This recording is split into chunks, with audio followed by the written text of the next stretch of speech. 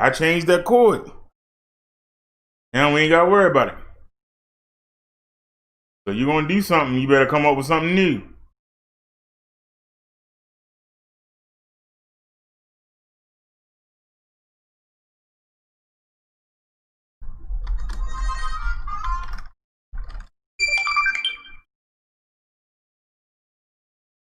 So are we live?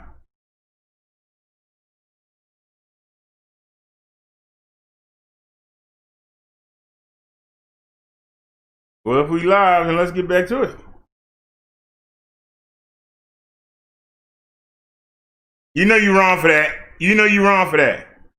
I had it already pasted out. Why would you do that? I already had it pasted. Why would you do that? I ain't even gonna say nothing. Just go in. Don't even say anything. Just go in. Go to the hallway. You're gonna put it way down there. All right, let's go. Let's check out CNN this time. Greatest before COVID came in, the greatest economy in history, lowest unemployment numbers. Everything was good. Everything was going. And by the way, there was unity going to happen. People were calling me for the first time in years. They were calling and they were saying, it's time maybe. And then what happened? We got hit, but now we're building it back up again. A rebuilding of the military, including Space Force and all of the other things. A fixing of the VA, which was a mess under him. 308,000 people died because they didn't have proper health care. He was a mess. And we now got a 91% approval rating at the VA, our vets. We take care of our vets. But we've rebuilt our military. The job that we've done, and I'll tell you something, some people say maybe the most important. By the end of the first term, I'll have approximately 300 federal judges and Court of Appeals judges, 300, and hopefully 3 great Supreme Court justices. That is a record, the likes of which very few people, and you know one of the reasons I have so many judges?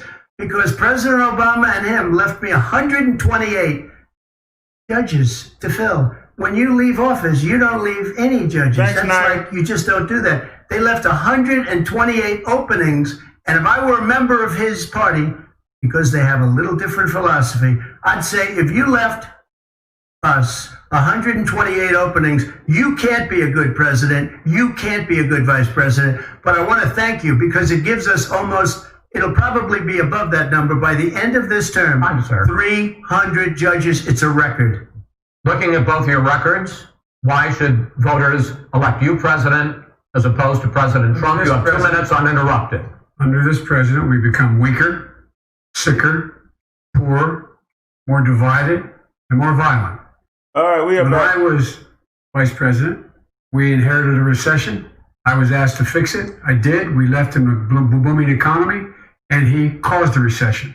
With regard to being weaker, the fact is that I've gone head-to-head with Putin and made it clear to him we're not going to take any of his stuff. He's Putin's puppy. He still refuses to even say anything to Putin about the bounty on the heads of American soldiers. Your son got $3 million. And by the way, my son... Wait a minute. Mr. President, your campaign agreed to both sides would get 2-minute answers uninterrupted. Well, your side agreed to it, and why don't you observe what your campaign agreed to as a ground rule, okay, sir? He never keeps his word. No, I'm not asking. That was a rhetorical question. Can you add back 30 seconds? Yeah, yes, you may have. All right. Go ahead. So, thirdly, we're poor. The billionaires have gotten much more wealthy by a tune of over $300 to $400 billion more just since COVID. You in the home, you got less. You're in more trouble than you were before. In terms of being more violent, when we were in office, there were 15% less violence in America than there is today. He's president of the United States. It's on his watch. And with regard to more divided, the nation can't stay divided. We can't be this way. And speaking of my son, the way you talk about the military, the way you talk about them being losers and being and just being suckers. My son was in Iraq. He spent a year there. He got the Bronze Star. He got the Conspicuous Service Medal. He was not a loser. He was a patriot, And the people left behind there were heroes. Really? And I resent. Are you talking about Hunter? Are you talking about I'm talking about my son, Bo Biden. You're talking about. I don't know, Bo. I know Hunter. Yeah, Hunter got thrown out of the military. He was thrown out, dishonorably discharged. That's not true. It For wasn't dishonorably. cocaine use. And he didn't have a job until you became vice president. And once you became vice president, he made a fortune in Ukraine, in China, in Moscow, That is simply and various not other places. true. He made a fortune. My son, And he didn't have a job. my son, like a lot of people we know at home, had a drug problem. He's overtaken it. He's fixed it. He's worked on it, and I'm proud of him. But why was he proud of given my tens son? of millions All right, of if he dollars? wasn't given All right, tens of millions he was of given dollars, that tens is of totally, millions of dollars. that's totally, totally discredited. We've already been through this. I think the American people would rather hear about more substantial So do I. subjects. Well, you know, as the moderator, sir, I'm going to make a No, but judgment when call somebody here. gets $3.5 million Okay, right. from the Let's mayor talk of about Moscow. Let's talk about I think True. it's a terrible That thing. report is totally Why did he- discredited. Mitt Romney on that committee said it wasn't worth taxpayers' money. That report is written for political reasons. You know, I'd like to talk about climate change. So would I. Okay. The forest fires in the West are raging now. They have burned millions of acres. They have displaced hundreds of thousands of people. When state officials there blame the fires on climate change, Mr. President, you said, I don't think the science knows. Over your 4 years, you have pulled the U.S. out of the Paris Climate Accord. You have rolled back a number of Obama environmental records. What do you believe about the science of climate change? And what will you do in the next 4 years to confront it? I want crystal clean water and air. I want beautiful clean air. We have now the lowest carbon. If you look at our numbers right now, we are doing phenomenally. But I haven't destroyed our businesses. Our businesses aren't put out of commission. If you look at the Paris Accord, it was a disaster from our standpoint. And people are actually very happy about what's going on because our businesses are doing well. As far as the fires are concerned, you need forest management in addition to everything else. The forest floors are loaded up with trees, dead trees that are years old, and they're like tinder, and leaves and everything else. You drop a cigarette in there, the whole forest burns down. You've got to have forest management. What do you You've got to believe? have What have you done about The it? science of You climate always saying change. something. I believe that we have to do everything we can to have immaculate air, immaculate water. So and do whose whatever fault else is we can. That's good. You know, we're planting 1 billion trees, the Billion Tree Project, and it's very Do you exciting. believe that human pollution, greenhouse gas emissions contributes to the global warming of the I think planet? a lot of things do, but I think to an extent, yes. But I also think we have to do better management of our forests. Every year, I get the call, California's burning. California's burning. If that was cleaned, if you had forest management, good forest management, you wouldn't be getting those calls. You know, in Europe, they have forest cities. They're called forest cities. They maintain their forests. They manage their forests. I was with the head of a major country. It's a forest city.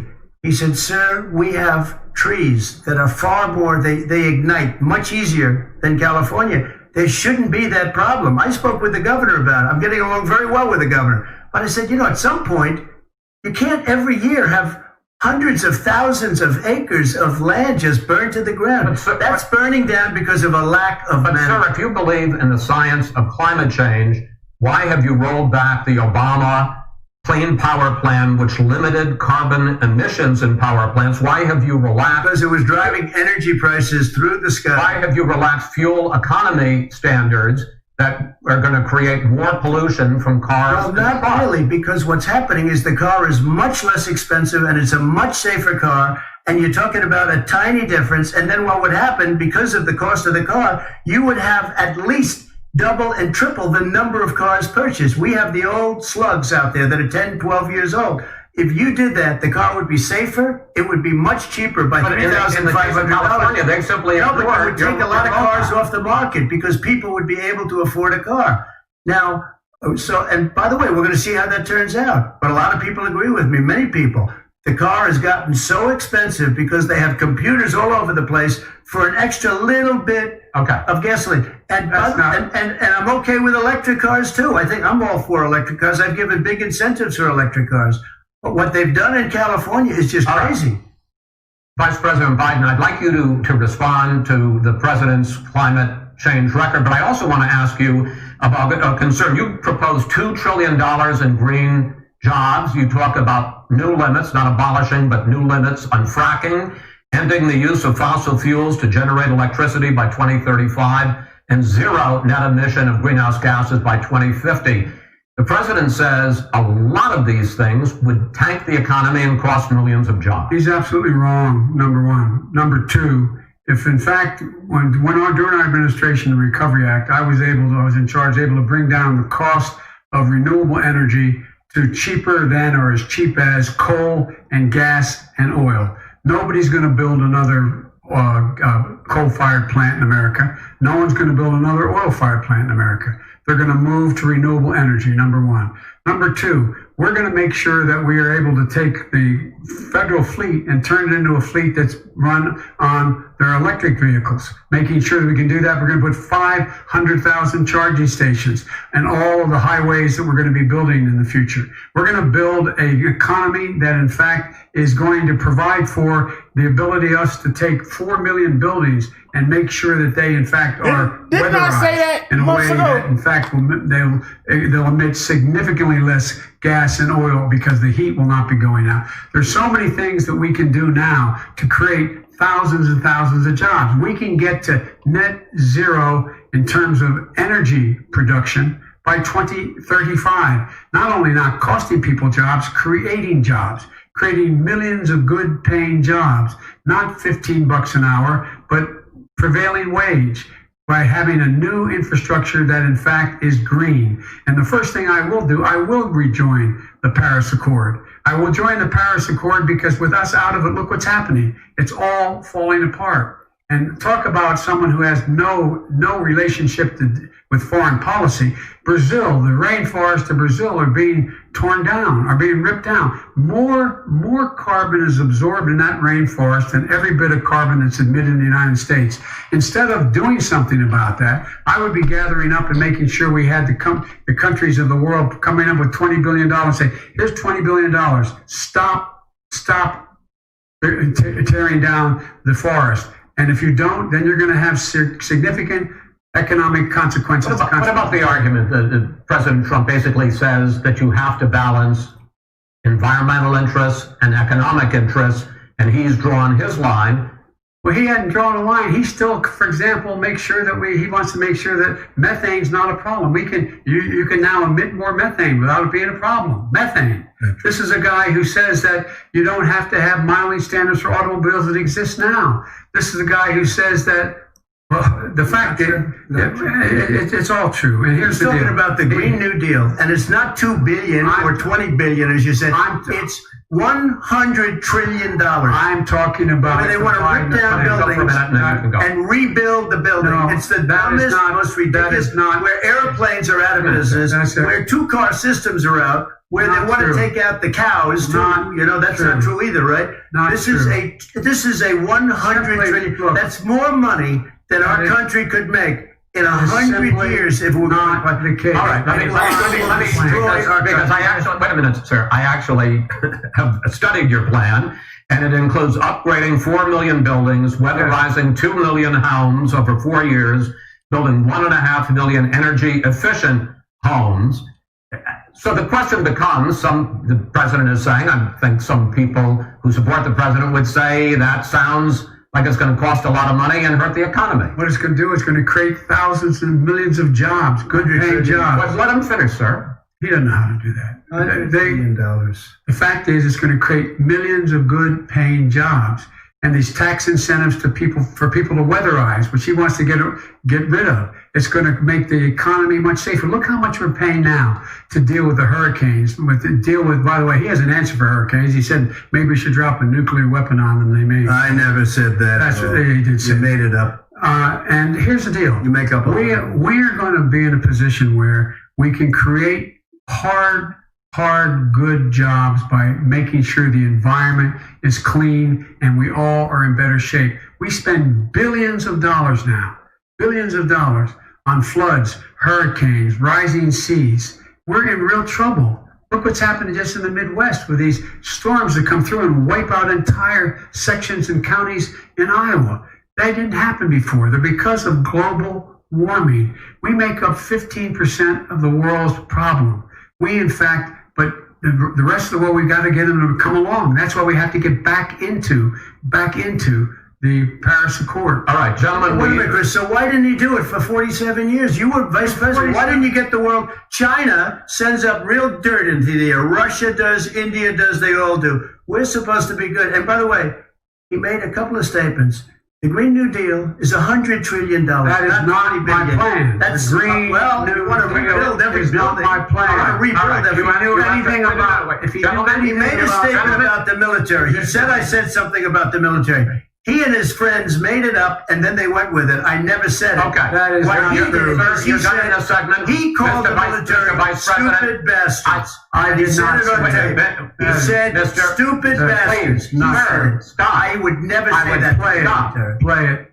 Go ahead. Mr. You're on Vice tape. President answered his final question. The final question is, I can't remember which of all was granted. I'm having a little trouble myself, but and about the economy and about this question of what it's going to cost. The economy. I mean, the Green New Deal and the idea of what your environmental change will do. The Green New Deal will pay for itself as we move forward. You're not going to build plants that, in fact, are great polluting plants. Do you You're support going the to Green New Deal? Pardon me? You support that? No, I don't support the Green Oh, New Deal. you don't? Oh, well, that's a big statement. I That support means you just lost the radical left. I support Oh, you the don't? Biden plan that I put forward. Okay. The Biden plan, which is different than what he calls the radical Green New Deal. All right, gentlemen, final segment, election integrity. As we meet tonight, millions of Americans are receiving mail-in ballots or going to vote early. How confident should we be that this will be a fair election, and what are you prepared to do over the next 5+ weeks, because it'll not only be to election day, but also counting some ballots, mail-in ballots after election day. What are you prepared to do to reassure the American people that the next president will be the legitimate winner of this election? In this final segment, Mr. Vice President, you go first. Prepared to let people vote. They should go to iwillvote.com. Decide how they're going to vote, when they're going to vote, and what means by which they're going to vote. His own Homeland Security Director, and as well as the FBI Director, says there is no evidence at all that mail-in ballots are a source of being manipulated and cheating. They said that. The fact is that there are going to be millions of people because of COVID that are going to be voting by mail-in ballots, like he does, by the way. He sits behind the Resolute desk and sends his ballot to Florida, number one. Number two, we're going to make sure that those people who want to vote in person are able to vote because enough poll watchers are there to make sure they can socially distance. The polls are open on time, and the polls stay open until the votes are counted. And this is all about trying to dissuade people from voting because he's trying to scare people into thinking that it's not going to be legitimate. Show up and vote. You will determine the outcome of this election. Vote, vote, vote. If you're able to vote early in your state, vote early. If you're able to vote in person, vote in person. Vote whatever way is the best way for you, because he cannot stop you from being able to determine the outcome of this election. And in terms of whether or not, when the votes are counted, and they're all counted, that will be accepted. If I win, that will be accepted. If I lose, that'll be accepted. But by the way, if in fact he says he's not sure what he's going to accept, well, let me tell you something. It doesn't matter, because if we get the votes, it's going to be all over. He's going to go. He can't stay in power. It won't happen. It won't happen. So vote. Just make sure you understand you have it in your control to determine what this country is going to look like the next 4 years. Is it going to change, or you get 4 more years of these lies? Mr. President, 2 minutes. So when I listened to Joe talking about a transition, there's been no transition from when I won. I won that election.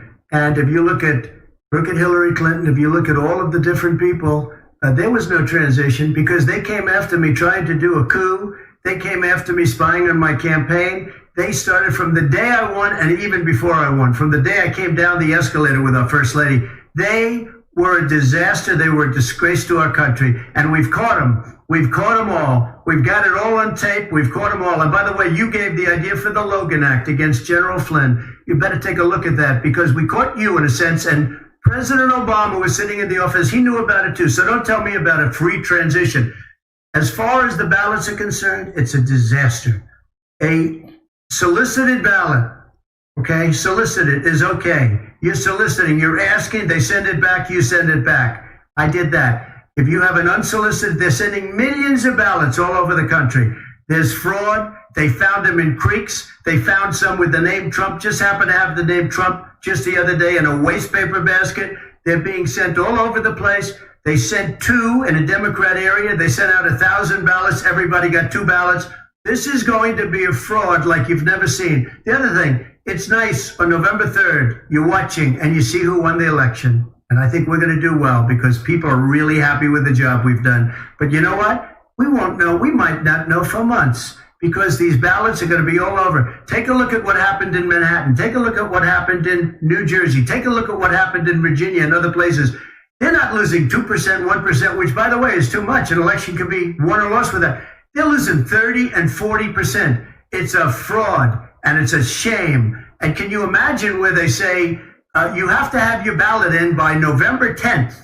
November 10th. That means that's 7 days after the election, in theory, should have been announced. Okay. We have major states with that. Sir, all run by Democrats. 2 minutes. All run by Democrats. President Trump, it's a rigged election. you're going to be able to continue. You have been charging for months that mail-in balloting is going to be a disaster. You say it's rigged, that it's going to lead to fraud.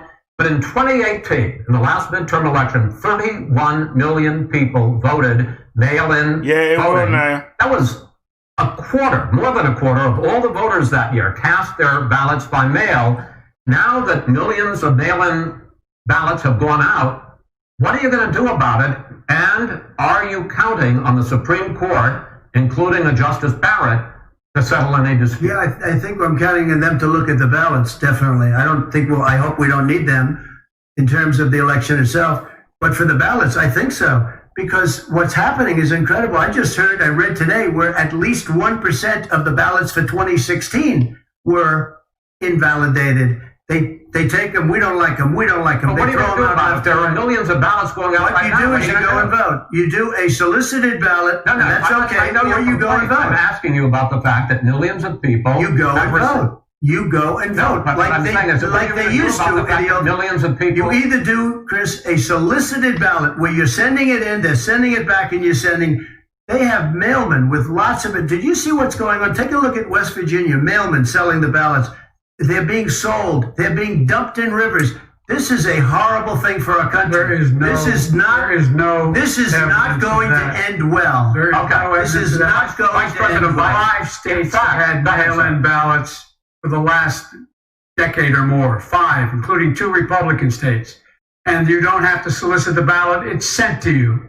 It's sent to your home. What they're saying is that it has to be a postmark by election day. If it doesn't get in until the 7th, 8th, 9th, it still should be counted. He's just afraid of counting the votes because you're wrong. I want to continue with you on this. Vice President Biden. Chris, he's so wrong when he makes a statement like that. Excuse me. Vice President Biden, the biggest problem, in fact, over the years with mail-in voting has not been fraud historically. It has been that sizable numbers, sometimes hundreds of thousands of ballots are thrown out because they have not been properly filled out, or there is some other irregularity, or they missed the deadline. So the question I have is, are you concerned that the Supreme Court with a Justice Barrett will settle any dispute? I'm concerned that any court would settle this because here's the deal. When you get a ballot and you fill it out, you're supposed to have an affidavit. If you didn't know, you have someone say that this is me. You should be able to, if in fact you can verify that's you before the ballot is thrown out, that's sufficient to be able to count the ballot because someone made a mistake and not dotting the correct I. Who they voted for, testify, say who they voted for, say it's you. That is totally legitimate. All right. Excuse me, when you have 80 million ballots, Senate is swamping the system. You know it can't be done. You know it can't, and already it's been so now final question in 8 states. We can keep talking. In 8 states, election workers are prohibited currently by law, 8 states, from even beginning to process ballots, even take them out of the envelopes and flatten them until election day. That means that it's likely, because there's going to be a huge increase in mail-in balloting, that we are not going to know on election night who the winner is, that it could be days, it could be weeks, it could be months, until we find out who the new president is. So first for you, sir, finally for the vice president, I hope neither of you will interrupt the other. Will you urge your supporters to stay calm during this extended period, not to engage in any civil unrest, and will you pledge tonight that you will not declare victory until the election has been independently certified? President Trump, you go first. I'm urging my supporters to go into the polls and watch very carefully, because that's what has to happen. I am urging them to do it. As you know, today there was a big problem. In Philadelphia, they went in to watch. They're called poll watchers, a very safe, very nice thing. They were thrown out. They weren't allowed to watch. You know why? Because bad things happen in Philadelphia. Bad things. And I am urging my people. I hope it's going to be a fair election. If it's a fair election, I am 100% on board. But if I see tens of thousands of ballots being manipulated, I can't go along with that. And I'll tell you what, common sense. Does that mean I'll tell you what it means. It means a fraudulent election. You're sending out 80 million ballots. They're not equipped to. These people aren't equipped to handle it. Number one. Number two, they cheat. They cheat. Hey, they found ballots in a waste paper basket 3 days ago, and they all had the name military ballots. They were military. They all had the name Trump on them. Vice President you think Biden, that's good? Vice President Biden, final question for you. Will you urge your supporters to stay calm while the vote is counted, and will you pledge not to declare victory until the election is independently certified? Yes, and here's the deal. We count the ballots, as you pointed out. Some of these ballots in some states can't even be opened until election day. And if there's thousands of ballots, it's going to take time to do it. And by the way, our military, they've been voting by ballots since the end of the Civil War, in effect. And that's what's going to happen. Why is it for them somehow not fraudulent? It's the same process. It's honest. No one has established at all that there is fraud related to mail-in ballots, that somehow it's a fraudulent process. It's already been established. Take a look at Carolyn Maloney's race. You had an opportunity to respond. Carolyn Maloney. They have no idea what happened. President Biden, go ahead. He has no idea what he's talking about. Here's the deal. The fact is, I will accept it, and he will too. You know why? Because once the winner is declared, after all the ballots are counted, all the votes are counted, that'll be the end of it. That'll be the end of it. And if it's me, in fact, fine. If it's not me, I'll support the outcome. And I'll be a president not just for the Democrats. I'll be a president for Democrats and Republicans. And this guy, I want to say honest ballot count. Gentlemen, we say that's the end of it. This is the end of this debate. Honest ballot count. He can't shut up. To be continued as in more debates as we go on.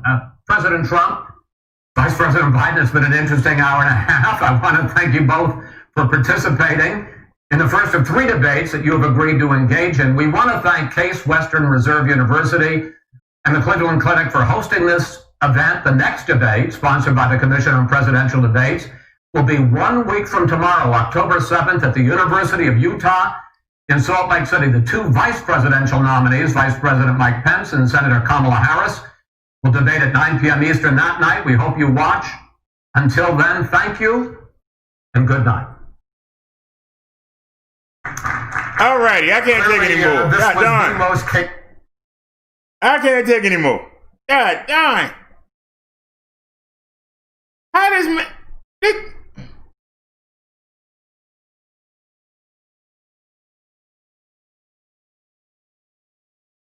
Biden did better than I thought he would, but God darn, let me tell y'all, Donald Trump remind me of a wretched black woman. He can't shut up. He cannot shut up. He like that. If you close your eyes, you would think that he was a black ratchet. He can't shut up. A debate is supposed to be a controlled environment. This sounded like one of these roast channels with people on the panel just over talking each other. Donald Trump won't let the man say nothing.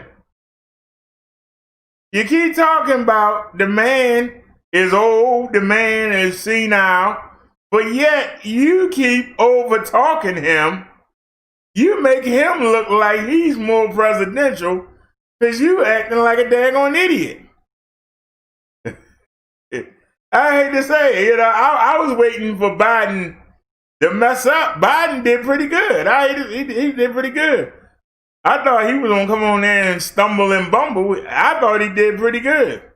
And I thought that he answered the questions pretty good. And I think that Donald Trump seemed to me to be less presidential and more thug-like. Like he was trying to overtalk and intimidate Biden. And I think a lot of people are going to like that. But the majority of people are going to say, our president is an idiot. Our president got issues.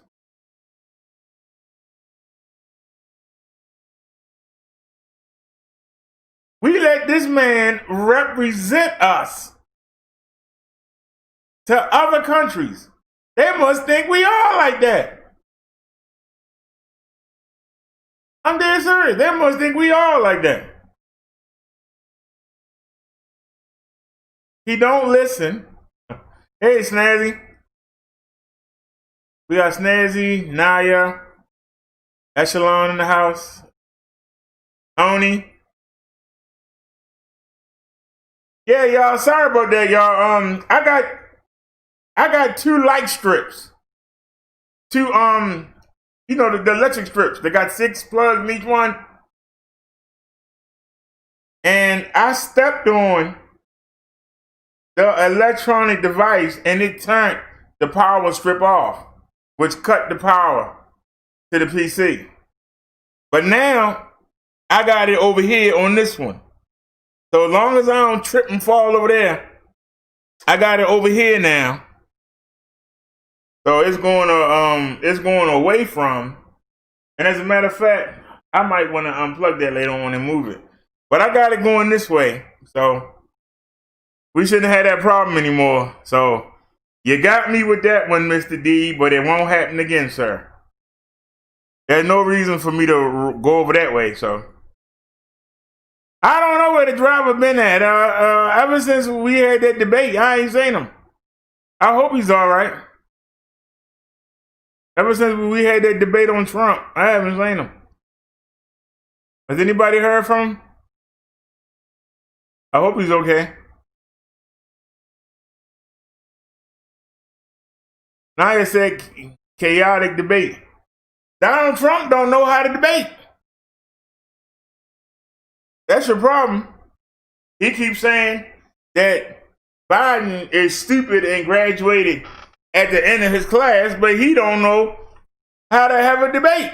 What college did he graduate from that you didn't learn how to debate?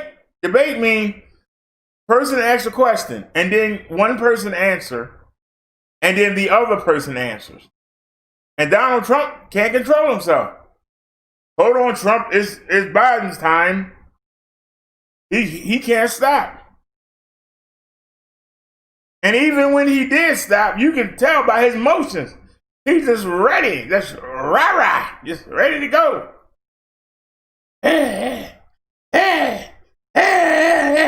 Like,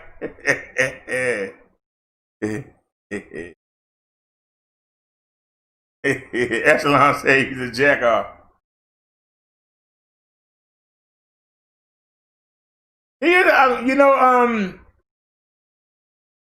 I understand why the country and the state is saying, look who's leading it.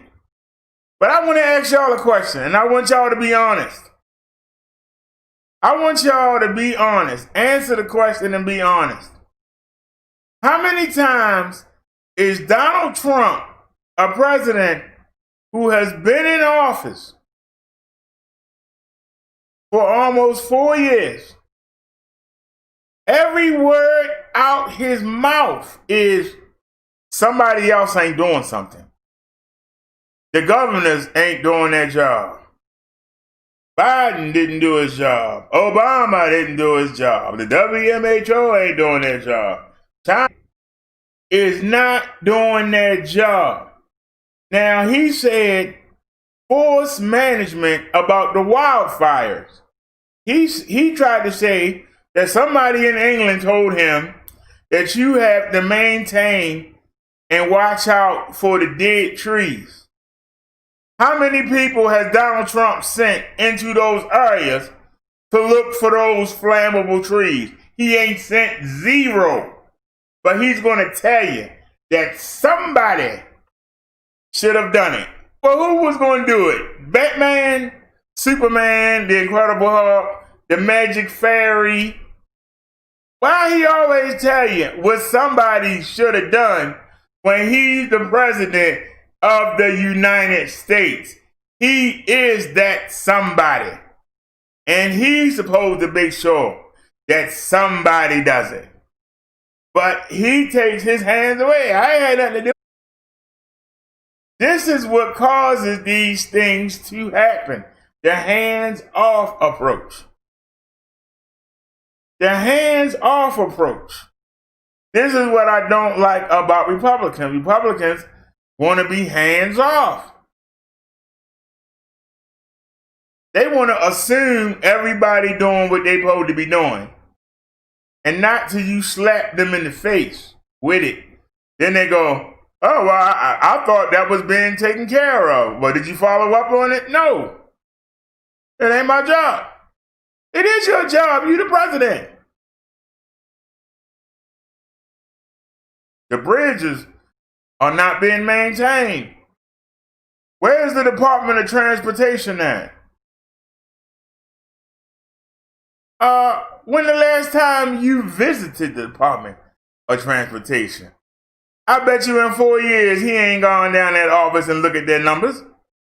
Look at what they doing, where the money going. He ain't done it and ain't sent nobody down there either. And that's the problem. You can't manage from a distance. Can you imagine if your boss never came to your job? Y'all will be having parties and all kinds of stuff. He never come by there to check on you, right? Do whatever you want to do. As long as he making money, Trump not going to come look. Now, the money stop, then he going to come look. Hey, why you ain't doing your job? That's not how you do it. You supposed to crack that whip.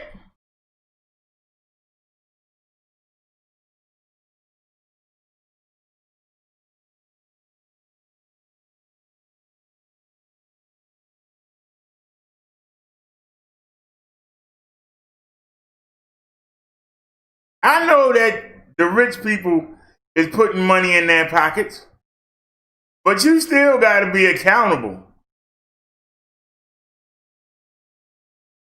You have to be accountable. I mean, there's no way. This is how you know the president don't come through the inner cities. There's no way in the world he's gone to an inner city school and left out of there feeling confident. There's no way in the world. There's no way he's rode in that limo on the inner city block and felt all the potholes and say the people deal with this every day. Why isn't this getting fixed? Because if he can honestly say he do that and ain't done nothing about it, he need to get out of office.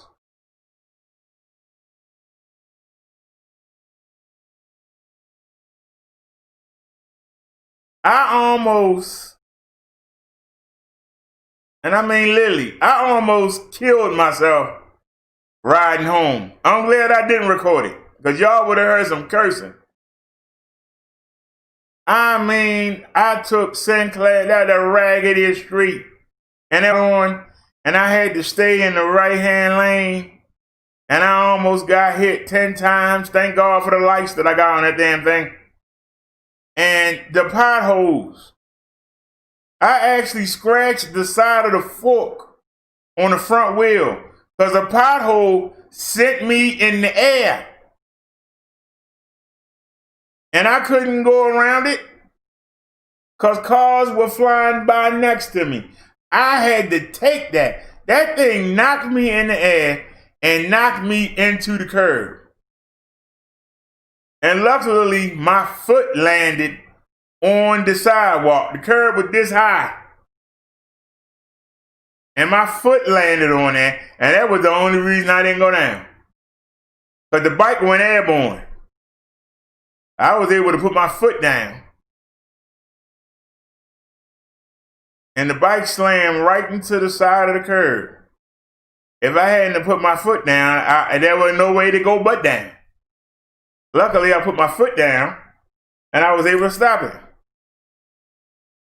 And it took a whole lot of power.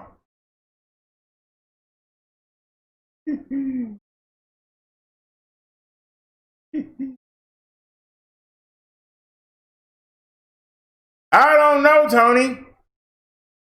But my point is, Trump keeps saying somebody should do it. And my point is, you are the president. Why aren't you making sure somebody do it? Why is everything somebody should have been looking out for the dead trees in the forest? You know, somebody should have been. He's always talking about what somebody should have done, but he never go look to make sure they doing it. Yeah, we gave all that money to Puerto Rico, and look at them, all that corruption over there, and they wasting the money. I didn't want to give it to them. Congress made me. Then he turned around and said, hey, look at how we took care of Puerto Rico. Then turned around and said, they ain't taking care of nothing down there. Houses still got tops on them. But he ain't been down there. So you gave them all them billions of dollars and you ain't went to go see what the money did.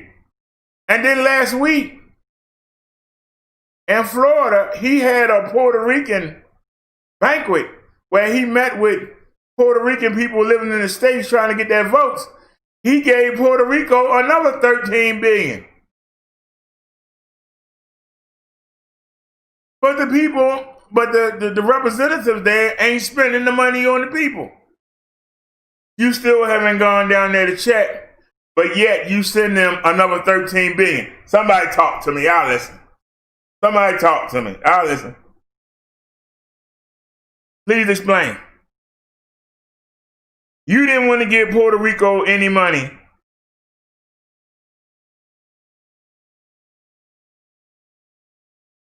You ain't want to give them jack, even though they supposed to be part of the United States. And they had that hurricane back in 2017. Congress made you give them money. The president didn't give them anything, Congress did. Then you turned around and tried to brag about giving them the money. Then you got, isn't she lovely? You got Miss Kaylee bragging about the fact that you gave the money. Then you turn around and say that they ain't using the money right. Then last week you give them $13 billion more. If they're not using the money right, why the hell would you give them more? Somebody talk to me. I'll listen. Why would you give them more?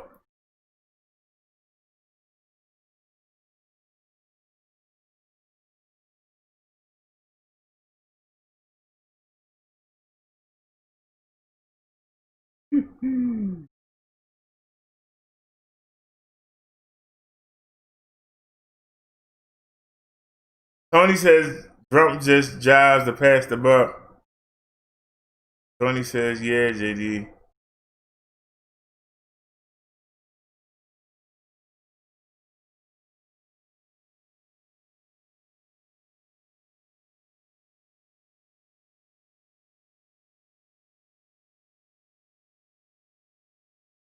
Oh, is that where 47 minutes?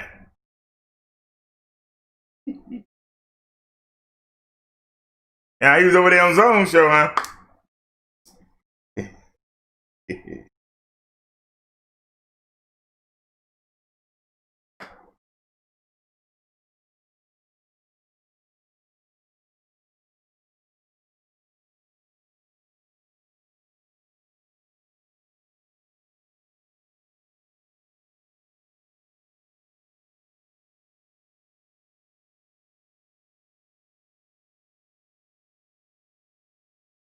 Well, he still got his spot over here.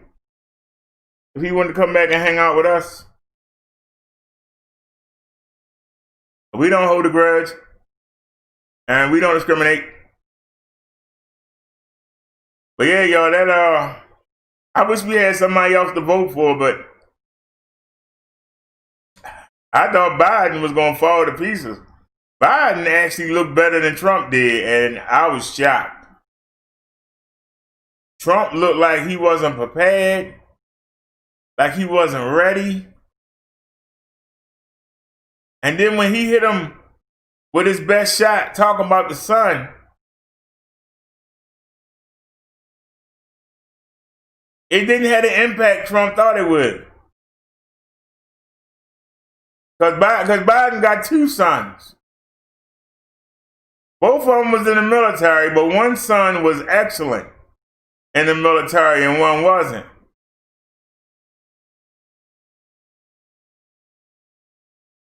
So he couldn't say he was a bad dad.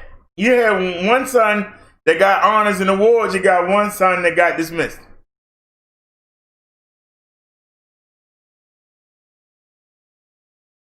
Then everybody know that Trump said that everybody that's on the police force, fire department, military, state militia, you suckers.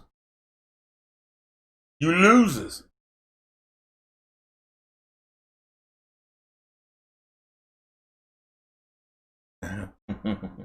Yeah, the shot against the sun, it didn't carry no weight. With Trump calling them all losers,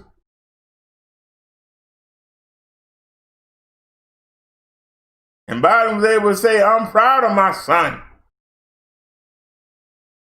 And then Trump went, well, what about the other one? He said, what about the other one?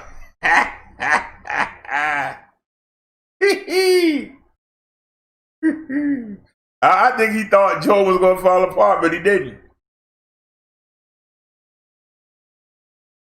That man still keeps saying that he stopped the Chinese from coming in.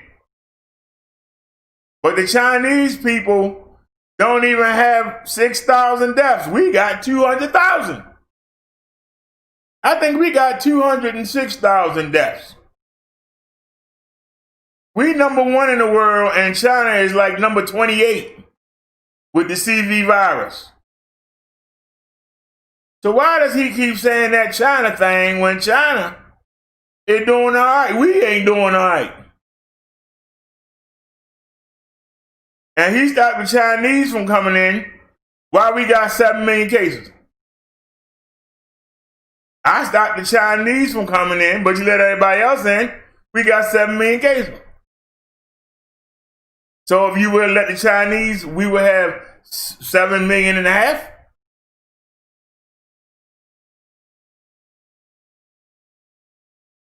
I'm just asking the question.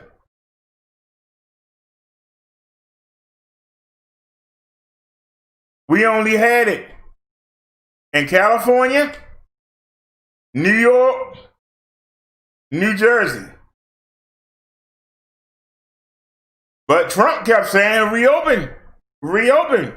Now we got it in Texas, Florida, Louisiana, Mississippi, Georgia, North Carolina, South Carolina, Tennessee, Arizona. We got cases in Idaho. Ain't nothing out there but the potato cornfields. But they got the CV now. Is there anything in Maine? Maine is even on the board.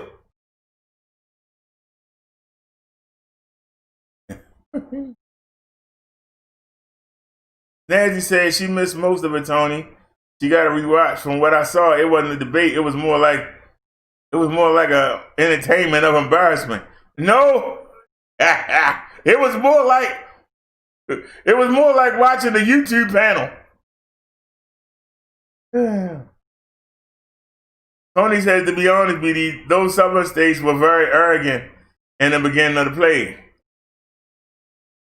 Echelon says Trump can kiss his rump. I'm saying though, I thought that I was watching. I ain't gonna lie to you. I thought that I was watching like a victim own disqualification night or a lady lie panel. That's what it felt like. It felt like I was watching that. People talking over each other. You can't really hear what's going on, but they keep it's going on and on. The moderator did his best. The moderator did his best to try to keep under control. He couldn't do it. You know.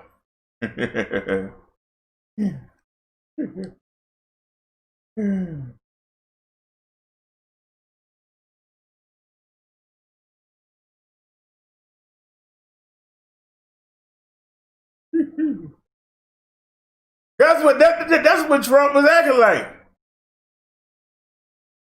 Yeah. Tony said, laughing my butt off, VD. He said, VD's going to have Trump on his DQ night. He fit right in. They be howling over top of each other. And the audience can't hear nothing. I don't understand how you be sitting there, yeah, you know, such and such won that. I'm like, you couldn't hear anything. How could you say somebody won? All they did was holler. Nancy said two toddlers going at it neck to neck, laugh out loud.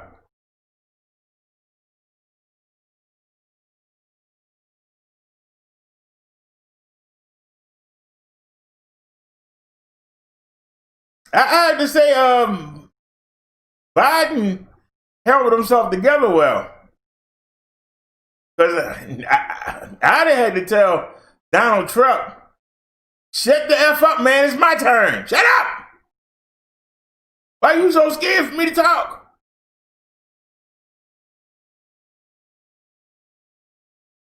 Why are you so scared for me to talk, sir? Why are you scared?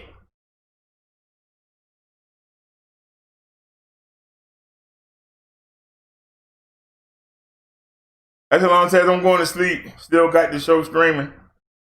If anybody got any links, y'all can put them in the chat. I just this ain't what I expected.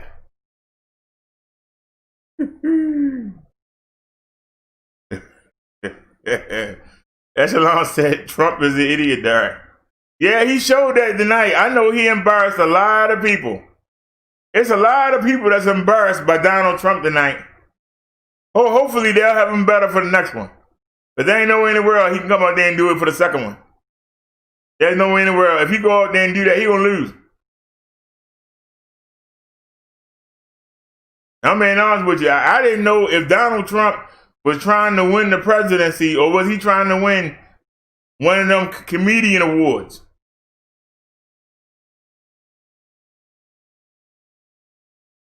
Y'all remember that show Nick Cannon used to have on YouTube? Donald Trump would have done better going on there. He acted a pure fool tonight. I know some of y'all gonna vote for that chump.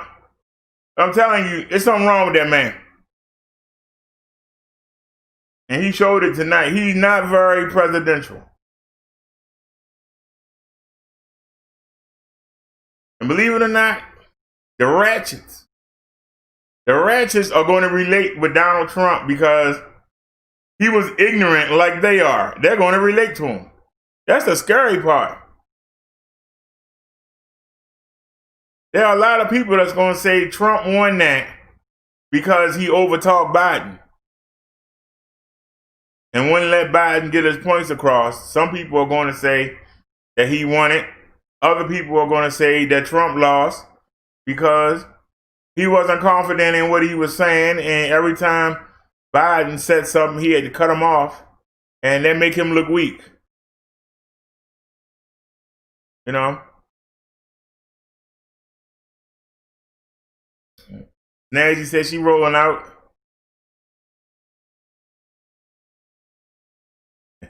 Yeah. Tony says you mean like Trump being like a zaddy. Yeah, you know, it's one thing to overtalk somebody for a reason. Like if I was on somebody's panel and I know that they had more people watching me than I do, I would go live.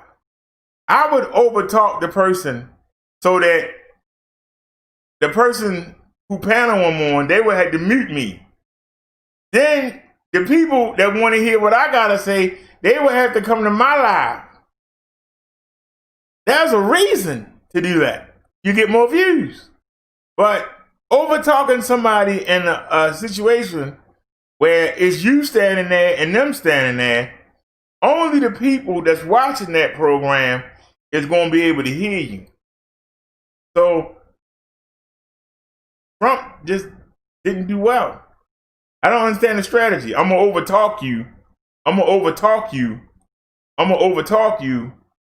I'm going to show I'm ignorant. I'm going to act like a child who can't follow the rules. I know. But, good night, Echelon, JD, Telly, whatever you want to be called. And good night, Snazzy Girl. Thanks for stopping by. Thanks for hanging out with us. And like I said, if you want to play it again, don't forget, not only are we streaming in 2K, we're also streaming in 5.1 digital stereo sound.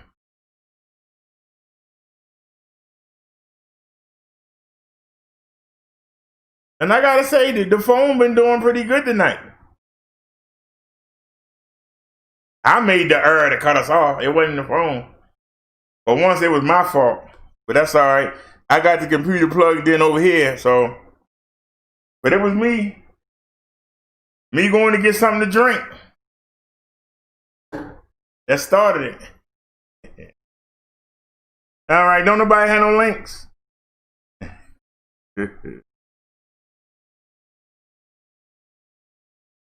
Tony says, didn't know that. BD, I didn't mention this earlier. Didn't mention what? Yeah, the reason that we cut off was because I had the computer plugged into the power strip. When I walked by, my foot hit it and turned the power strip off. That's why we cut off. So I moved the plug for the computer from here. I got it over here on this one. I never walk over here, so I'm not going to have that problem. We're not going to have that problem no more. So the devil got to find something else to get us with. I adjusted the antennas and I got the phone straight. We got this daggone DSL sitting here doing nothing. I told y'all, I talked to the technician. He said that Earthlink cannot do more than 2 megabit upload. It's not possible. 2 megabit won't even let you do 720. YouTube want at least 2.5 gigabyte or 2,500. I'm sorry, 2.5 megabyte or 2,500 gigabytes. Take 1,000 gigabytes to make a megabyte. Just to do 720. Now, I've gotten away in the past with Metro. I've done it at 1.1, 1.3 megabyte. It was shaky, but we did it. So they can't guarantee me 2. We need 4.35 to do 2K or 4,350 gigabits. 4.5 megabit or 4,350, however you want to say it. We need that to do 2K. I got it set on 5350. And I did my speed test, and we doing it anywhere from 7 to 10 megabit up. So I got it on 4.35. So we shouldn't have any problems. Our downloads shouldn't have any problem either, because we doing between 8 and 10 megabits for the download. Matter of fact, I wonder what we're doing right now, but that might be the next thing to happen. Let's actually go there. Can y'all see it? Yes, you can. This is do a speed test. All right. Like I said, we're doing between 8 and 10. And there you go. You can see it. That's the download. That's as far as our videos that we show go. This is our upload. So right now it's 6.5, and I got it on 4.35. So we're doing 690. I'll test it again. It always do better when you test it again most of the time. So 10.6 for our download videos, like we showed the presidential election. Great.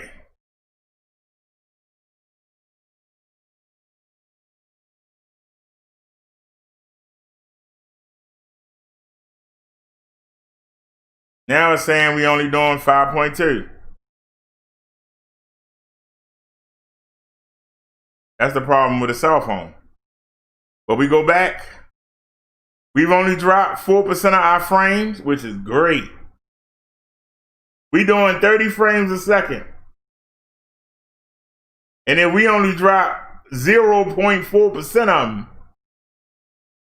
30 frames a second means it's 60 seconds in a minute. So that's 30 times 60. And we've been live for an hour and 1 minute. So you got to time 60 times that. I don't know how much that is, but we only lost 448 frames. That's darn good. Out of the 30. 24 frames is what they use in the movies. We doing 30 frames a second. Not 24, 30. So that's 30 times 60 times 60. Whatever that is. That's how many frames we doing in a minute. And in an hour and 1, we've only lost 0.4%. We've only lost 448. I think 30 times 60 times 60, that's for the first minute. I think that's more than 448. So, I'm happy. And Earthlink won't get a dime from me.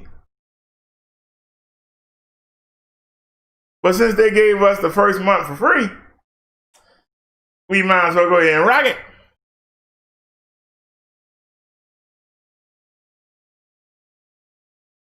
You know, we'll send this crap back to them. Might as well go ahead and rock it. I ain't paying them a dime. Y'all watching this, you ain't getting a dime. You can go ahead and cut it off right now. We wouldn't even notice it. I keep paying my $40 to this phone company and keep letting them do what they do.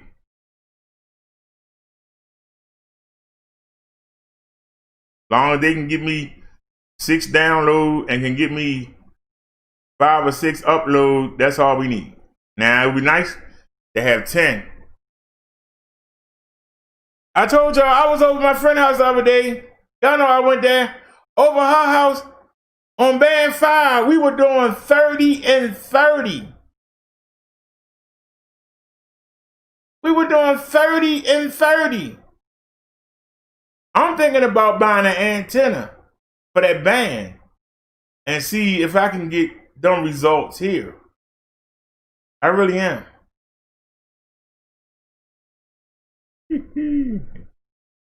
What Tony say? Who am I ripping off? I ain't ripping off nobody. That daggone Earthlink They promised me 5 up and 5 down. They can't even give me 1 megabit up.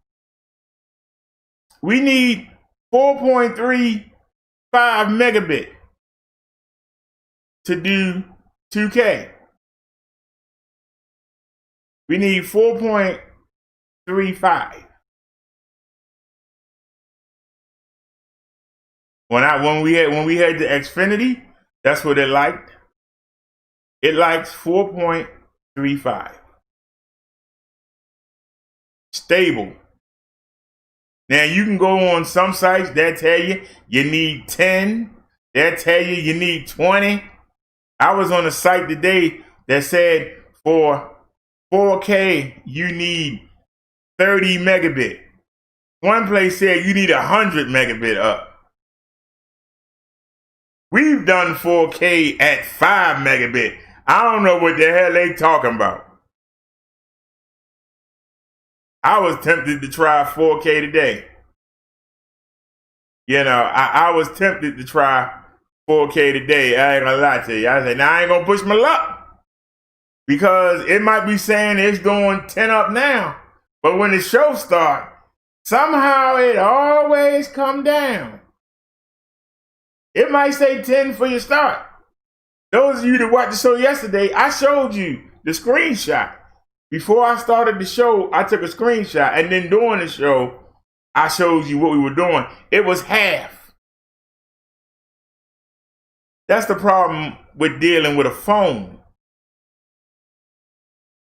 Dealing with a phone, you could be good right now. The wind could blow, the weather could change. A lot of people can come on. Anything can just knock you down. Regular congestion, because even though my company is owned by Verizon, Verizon customers get first crack. So if you got a lot of people on Verizon and typing, you know, watching YouTube or Hulu or whatever, it makes us less of a priority. So that's why we be having them great speeds and you see the show doing great. And then all of a sudden you see me freezing and stuff like that. That's because of those things. I was trying to find something stable. DSL is too slow.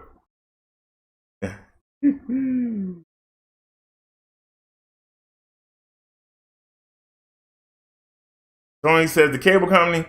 No, I don't have cable. I haven't had cable in years. Not since January 19.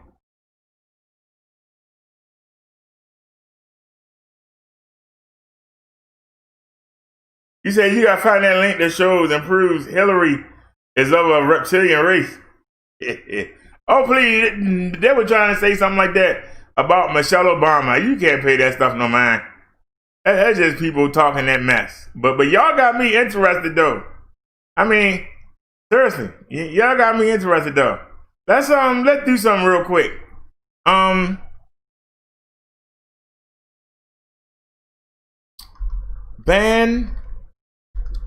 Band 4 on Verizon.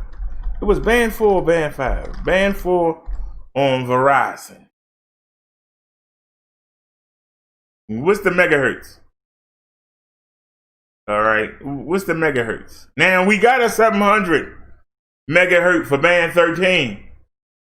But band 13 vanished. It'll be here 1 minute, then it's gone. So Verizon 2, 4, 5, 13, 46, 48. We have 2, 4, 5, and 13 with this phone.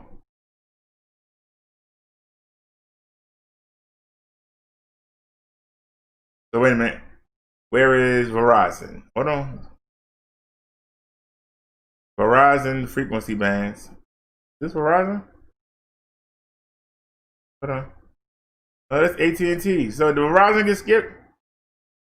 All right, here we go. Band 2 is 1900. Band 4 is 17 to 21. Band 66, I don't have that on the phone. Band 5, we got that. Okay, band 13, that's the backbone of the wireless network. rolled out to most markets, but it's usually deployed in 10 chunks. It can become congested fairly easily. So right now we have an antenna for this band 13, y'all.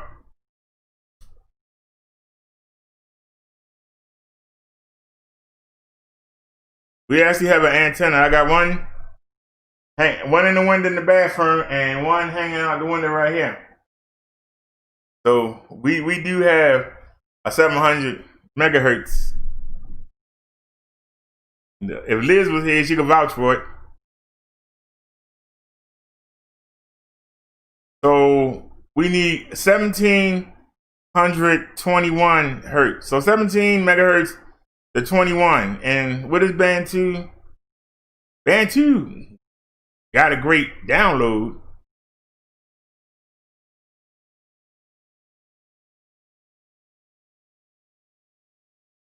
$1,900. So 17, 21, and 19 megahertz. So 17 to 21. So let's try something. What was it? Let's try 2100 megahertz cellular antenna. Let's get a look at some prices.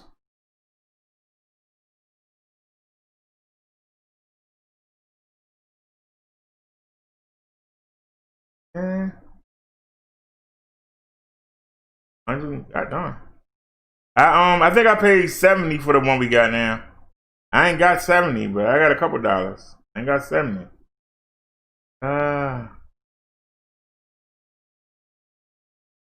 That's a 900, 800.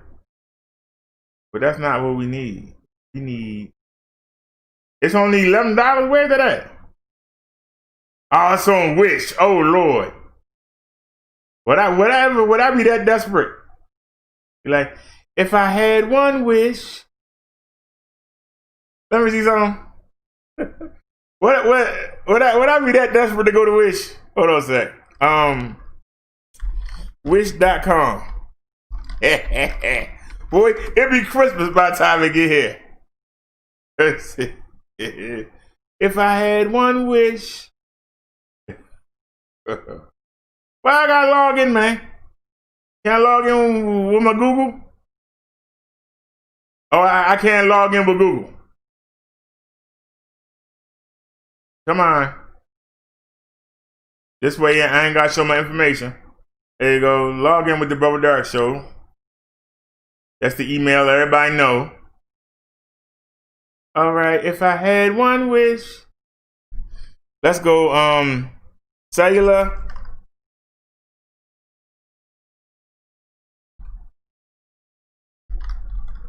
Cellular signal boosters. Cellular signal boosters. La la la. Ooh, we can make this the best show. Quality wise.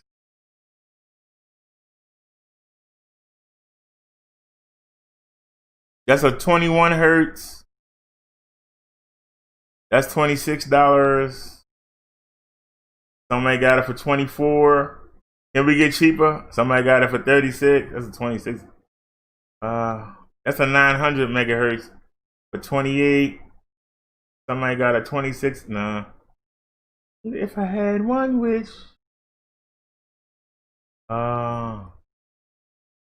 got it for 19. Anybody cheaper? No, that's 23. If I had one wish. 20.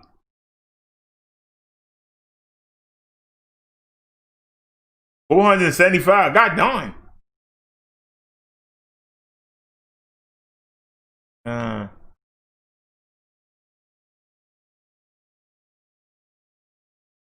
This is like what I have. Except I don't have this kind of antenna. I got a square one.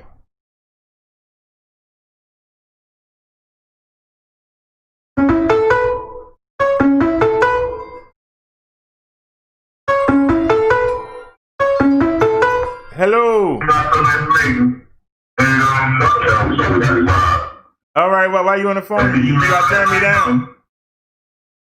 You live, Yeah, I'm live. Yeah, turn me down.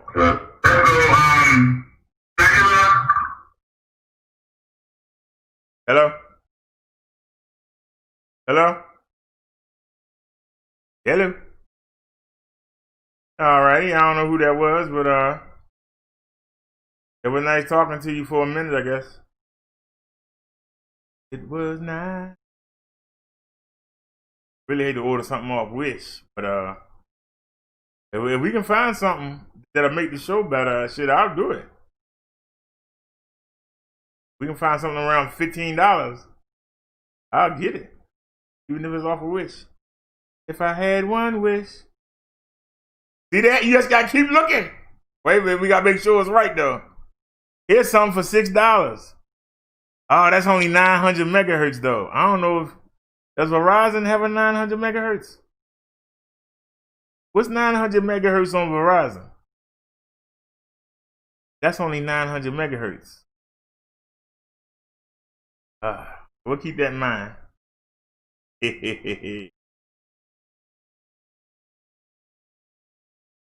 Tony said with Michelle, there's no proof. Here it is for 20. That's 23.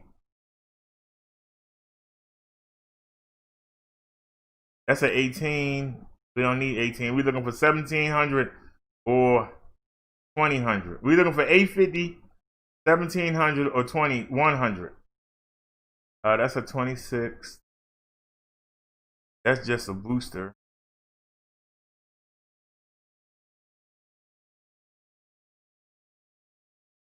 I don't like them cheesy antennas on there. They're cheap. Much money anyway. Come on, make me a deal, son. Make me a deal. They want 34. They want no. You price is too bad on high. Boom. Somebody got this same thing for $6. Somebody trying to get 65. Well, I tell you, don't they know the stimulus ain't out yet? They trying to get people, trying to burn them. All right, this is a 2100 megahertz. They want 25. That's too much. 24. What is that right there?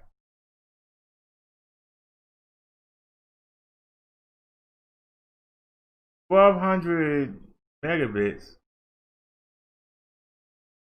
What is this? What did this do? 1200 dial band. La, la, la, la.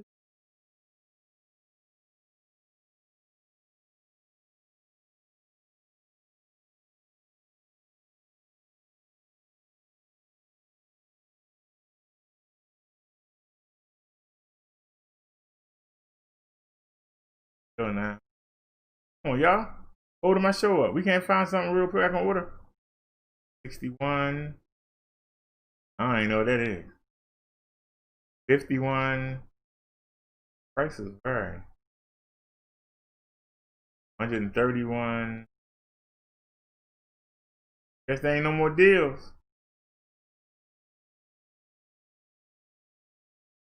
Come on, somebody out there desperate for a sale.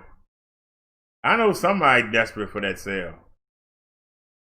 Somebody sale. In a recession. Come on.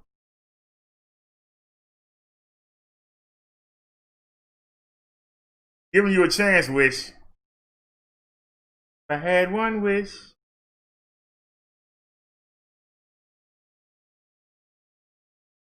Alright, I ain't gonna hold the show up. Oh, wait a minute.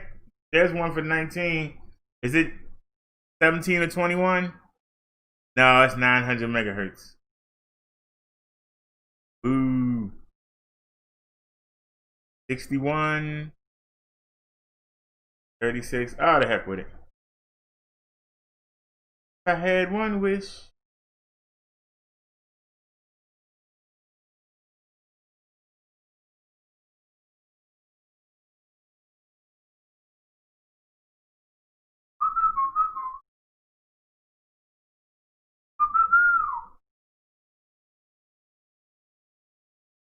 Wait a minute, what did Tony say?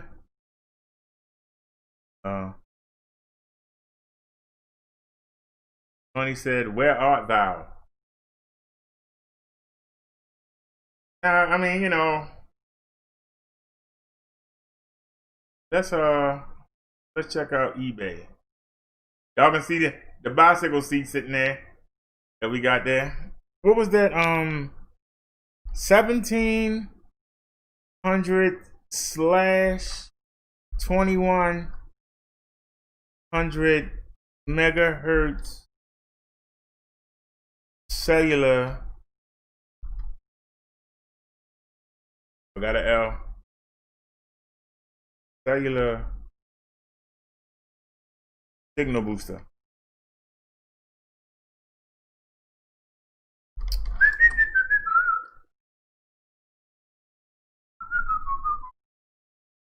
Yeah, $44. Get out my face.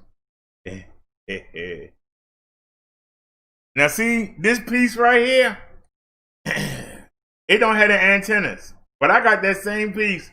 Except mine is a 700. This is a 1700, 2100.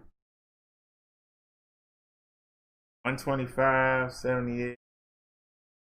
All right, let's do this. I'm willing to spend. What can we get for $20? What can we get for $20? Let's just shorten this, make this quick. What can we get for $20? Nothing.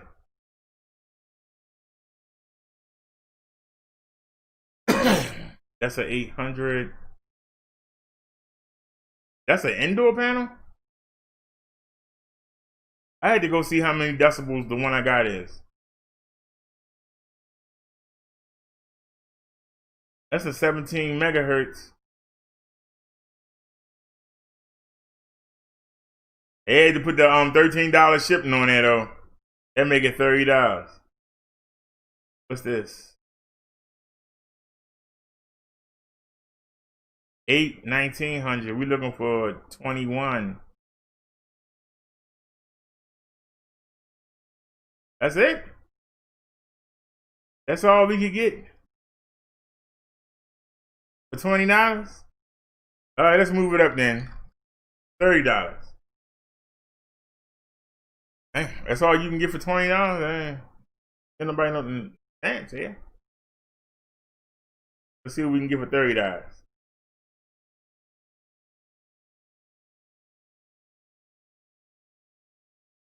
I mean, I missed something. Tony said, "Where art thou? When did it happen, Michael?" Sorry to hear that, bro. I'm gonna go microwave some of last night's China, man. Rodents. Fried rice. Hey, that rodents. Wilson, signal boost. 800. We need 21. That's a Wilson. That's a Wilson.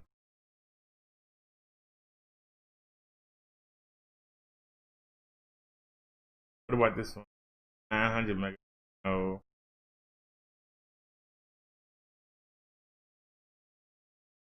It was 21 and it was 17 and 21. So we need 17 or 21.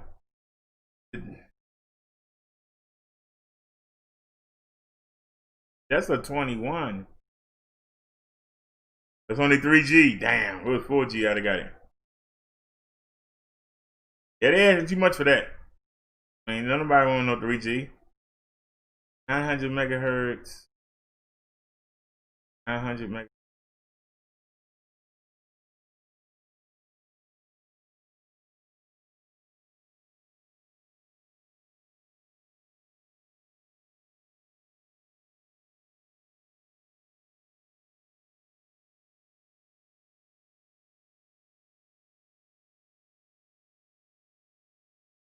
The Wilson. They want 28. I don't know what's in the auction. How much time left? Hours. Oh, parts only. Now we don't want that. All right, I don't see no deals. Let's get back to the show. I ain't mean to hold y'all up. Let's get back to the show.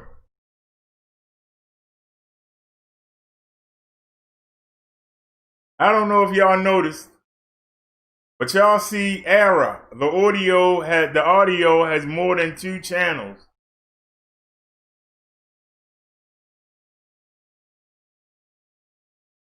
Why does the audio have more than 2 channels?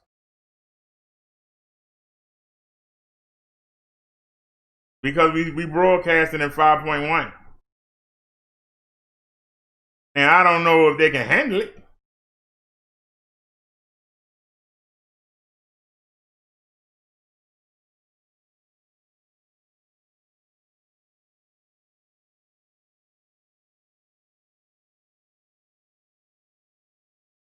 Now they trying to say the audio stream bitrate 0 is lower than the record. YouTube, shut up. Because we got a new update on OBS today. We got a new update on the OBS today. You don't know what you're talking about. Let's open that Windows Media up and I'll show you. We got a new update today. And go to output. Go to audio. We doing 352. They said the suggested was 128. We're doing 352. And if it ain't gonna let us go back up. But we're doing 352. We was doing 320. But they came up with the new.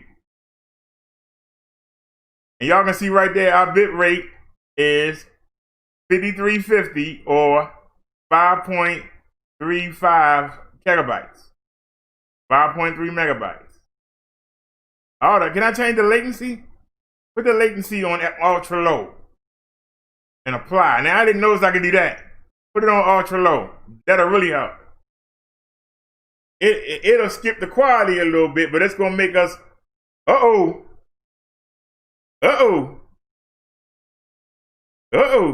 I might have made a mistake with that. Bring that back. Hold on a second. I might have made a mistake with that. Go back. I put it on ultra low. Put it on normal and hit apply. I put it on ultra low. The encoder started crying. So let's see what happened. I turned it back.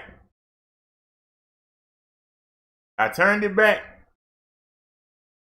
back, baby. Oh, why you not coming back down? I turned you back.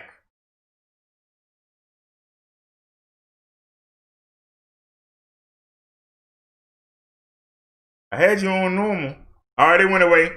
So I tried to put it on ultra low latency. I read somewhere today that ultra low latency would make it more real time. It will speed the delay up. But if it's going to stress out the encoder, we'll leave it alone. Let's see what we can get into. Anything going on in the world?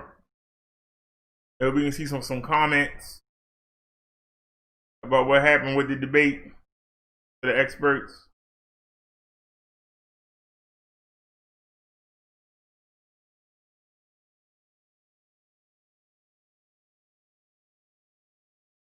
Uh-oh, we got some news here.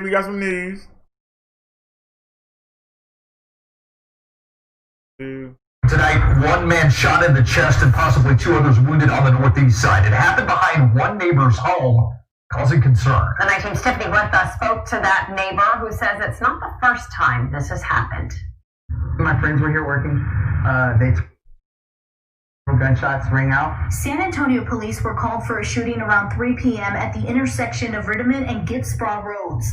Chief Willie McManus says when an officer arrived, he found a man outside a car with a bullet wound to the chest. McManus says the trouble started at a Circle K parking lot and ended at a nearby intersection. Witnesses reported seeing an individual running through the field down here with a silver handgun. We've also found another handgun in the field. All of this happened near Steve Griffin's home. Some of the suspects ran on foot through the woods behind us here. Griffin says he's thinking about selling his home because this isn't the first time something like this has happened. This area is just getting kind of bad right now. I've actually seen numerous of things happen within the last few months here.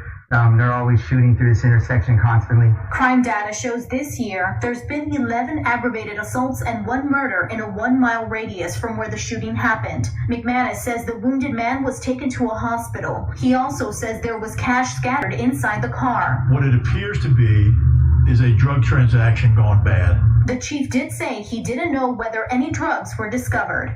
Tiffany Huertas, KSAT 12 News. Marlene. Marlene. Are you serious, man?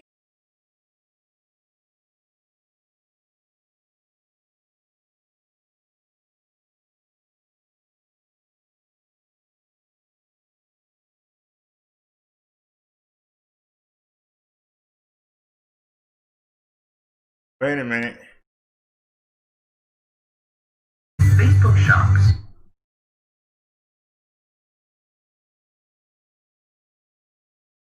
THE1. The issue of race. Vice President Biden, you say that President Trump's response to the violence in Charlottesville 3 years ago, when he talked about very fine people on both sides, was what directly led you to launch this run for president. Oh, yes. President Trump, you have often said that you believe you have done more for Black Americans than any president, with the possible exception of Abraham Lincoln. My question for the two of you is, why should voters trust you rather than your opponent to deal with the race issues facing this country over the next 4 years? Vice President Biden, you go first. It's about equity and equality. It's about decency. It's about the Constitution. And we have never walked away from trying to require equity for everyone, equality for the whole of America. But we've never accomplished it. We've never walked away from it like he has done. It is true. The reason I got in the race is when those people, close your eyes, remember what those people look like coming out of the fields carrying torches, their veins bulging, shooting, and just spewing anti-Semitic bile, and accompanied by the Ku Klux Klan. A young woman got killed. And they asked the president what he thought. He said there were very fine people on both sides. No president's ever said anything like that.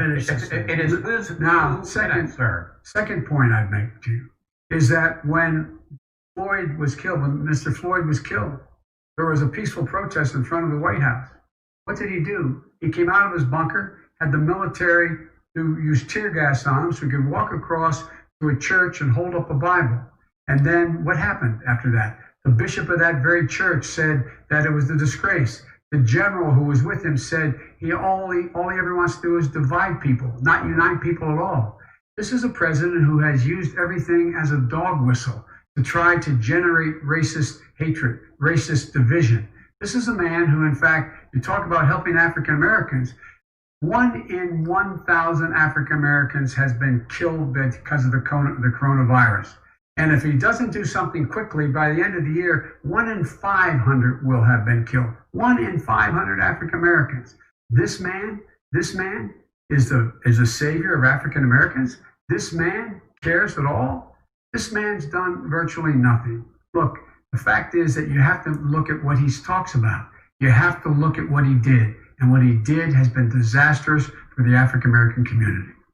So, President Trump, you have 2 minutes. Why should Americans trust you over your opponent to deal with racism? You did a crime bill, 1994, where you called them super predators, African Americans, the super predators, and they've never forgotten it. They've never forgotten it, Jefferson. No, sir, it's his 2 minutes. So you did that, and they called you super predator, and I'm letting people out of jail now that you have treated the African American population community, you have treated the black community about as bad as anybody in this country. You did and that's why, if you look at the polls, I'm doing better than any Republican has done in a long time, because they saw what you did. You called them super predators, and you've called them worse than that, because you look back at your testimony over the years, you've called them a lot worse than that. As far as the church is concerned, and as far as the generals are concerned, we just got the support of 250 military leaders and generals, total support. Law enforcement, almost every law enforcement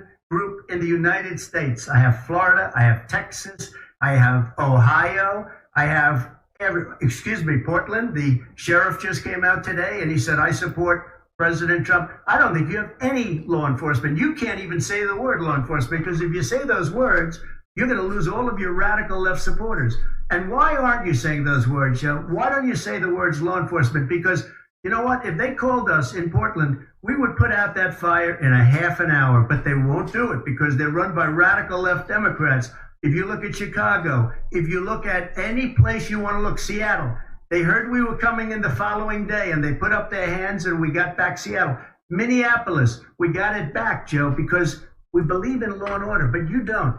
The top 10 cities and just about the top 40 cities are run by Democrats and in many cases radical left. And they've got you wrapped around their finger, Joe, to a point where you don't want to say anything about law and order. And I'll tell you what, the people of this country want and demand law and order, and you're afraid to even say it. All right.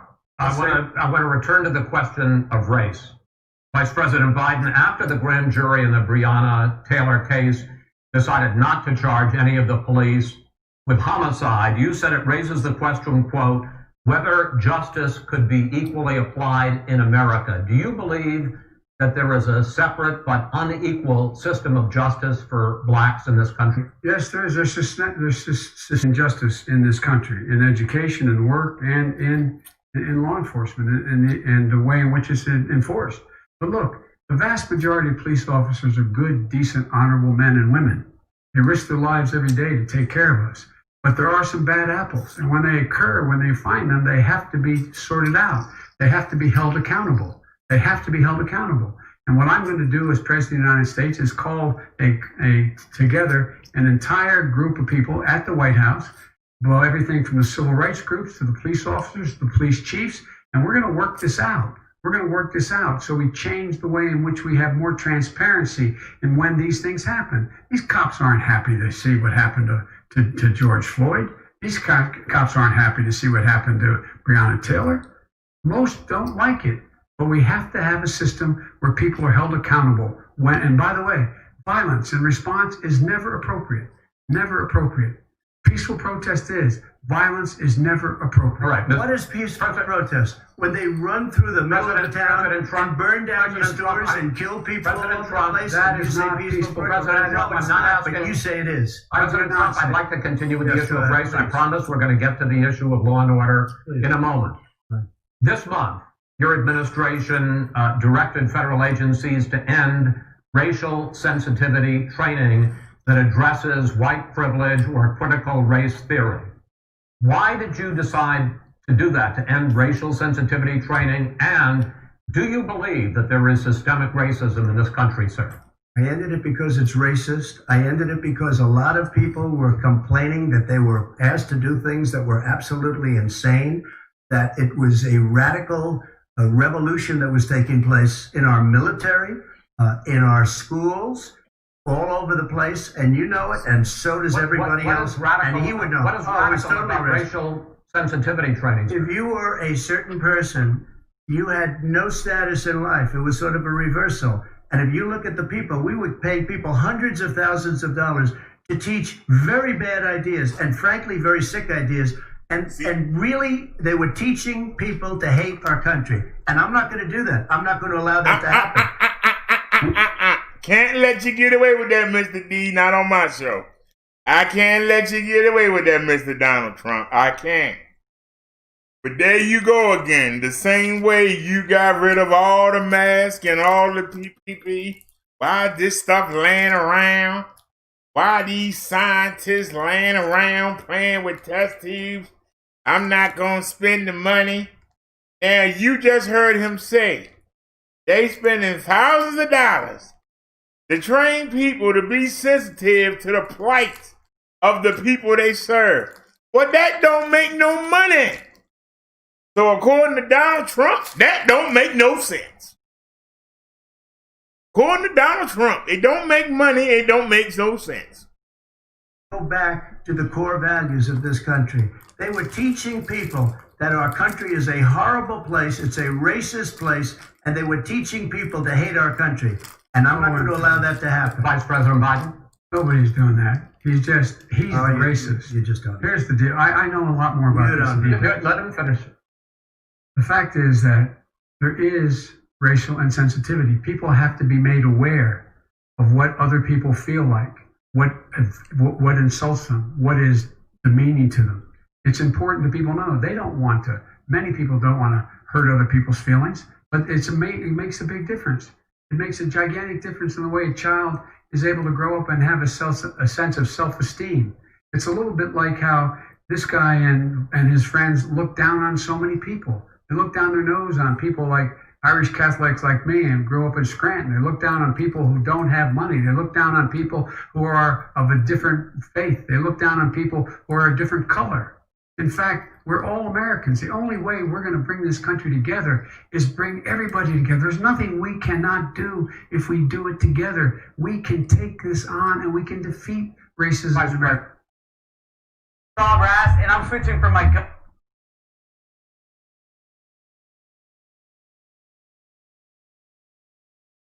I hate to say, they need to give me a job.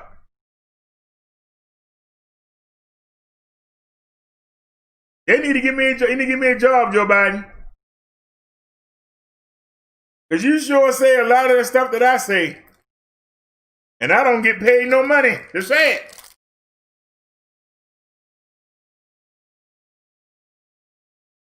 Y'all say what y'all want to say. Those of y'all that watch me. Isn't it amazing how that man says so much of what I say? Live in Skyline over a deadly street race, Desmond? Yeah, Jeff, it is really tragic here. We are on Lindero, actually Triunfo Canyon and Saddle Mountain Drive in the Westlake area, the LA County side of Westlake, just south of the 101 freeway. We understand this was a street racing incident, and 2 pedestrians were hit by one of the vehicles. One has been transported to the hospital in unknown condition. Sadly, I can confirm that one person did die here on the scene. So this is LA County Sheriffs that are investigating. No word on the vehicles involved. The only civilian vehicle I see right here is this. It looks like perhaps a Volkswagen Jetta or a Honda. I'm unsure, but I only see one vehicle here, so unclear if the other vehicle is still at the scene or if they fled, and no word on the suspects at this time either. Live at Skyline overhead, I'm Desmond Shaw. Send it back to you now, the studio. All right. Why do people do street races? I don't understand. It's the dumbest thing.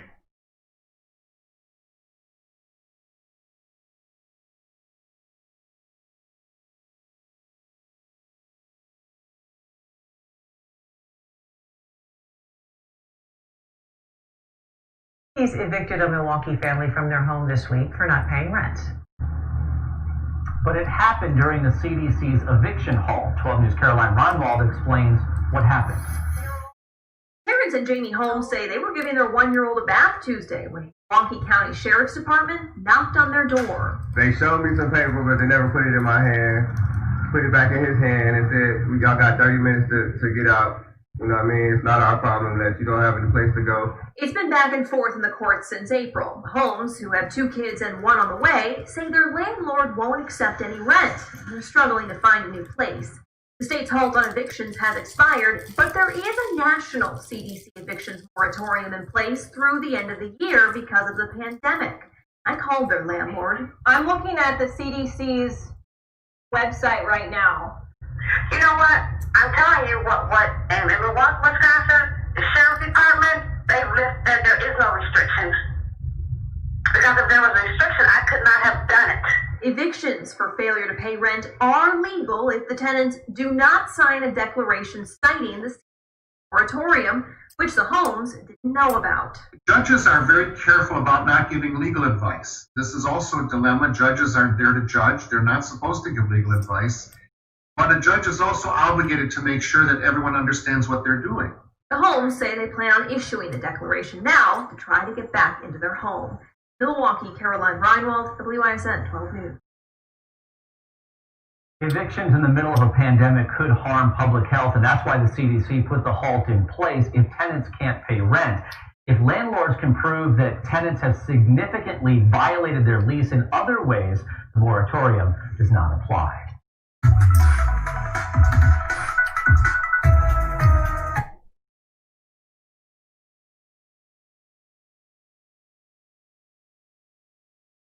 What are you doing about that, Donald Trump? What's Donald Trump doing about that?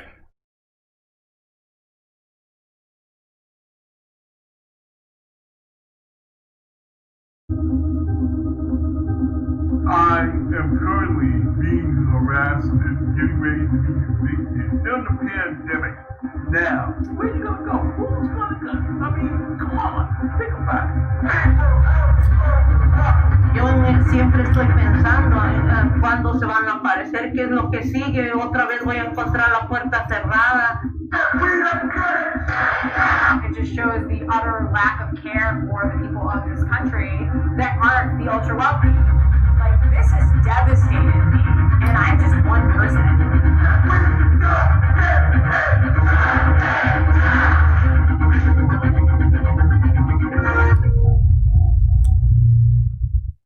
The CDC has recently issued what they call an eviction moratorium nationwide till the end of December of this year. In order to be eligible for this eviction moratorium, tenants need to submit to their landlords a declaration as specified by the CDC, including a number of statements.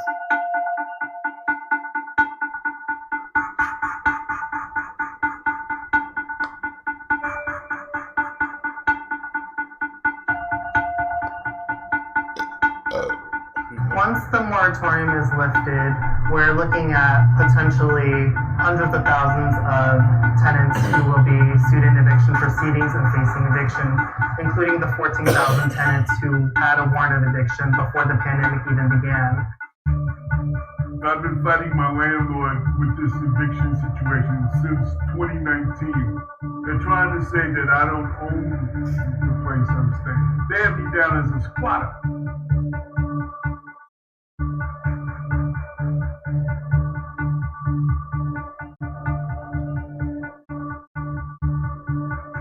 They're trying to harass me and force me out. I've been trying to get my landlord to do repairs to the apartment. This is the kitchen area. If you go inside and look at the sink, that's pretty bad. I cannot wash properly without that basin. That's it. That's my kitchen sink in there. That's my bathroom sink to wash up. I can't use my shower for fear that that would overflow. Moratoriums are supposed to protect you, they don't. People who are African American, Hispanic are being forced out. I listen to all this Black Lives Matter situation, and I say to myself, my life matters as a senior. Because of this now federal moratorium, we are definitely seeing an uptick in incidents of landlord harassment. Landlords are, in a number of cases that I'm aware of, moving themselves or sometimes people off the street into apartments with their existing tenants so as to harass them and intimidate them and encourage them to voluntarily leave the apartment. Bueno, ella me utilizó para ella entrar y poder sacarme junto con los dueños. 35 years. She's not covered by the moratorium. Yo duermo en la cocina. Oh, I seen enough, y'all. I seen enough. Esta muchacha se quedó. I don't want to get flagged, but I seen enough, y'all. This is crazy. This is crazy. And anybody want to discuss this?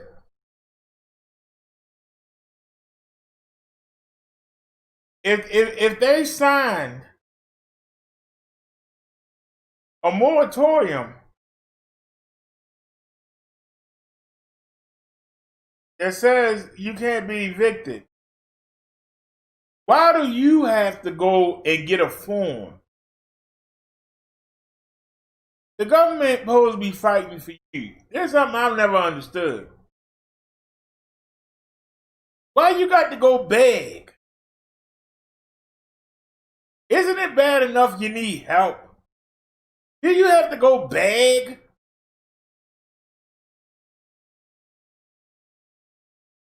If you get down and out and you need welfare, they make you go beg and jump through hoops to get it.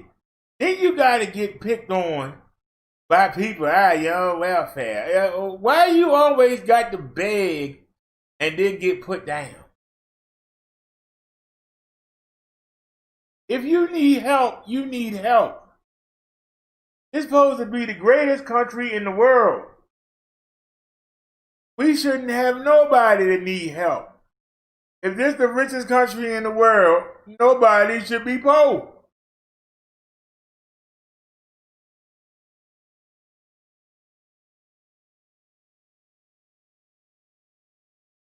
They are supposed to provide money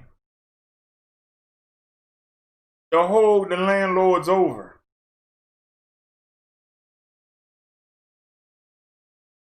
But the landlords, if you can't work and you can't make money,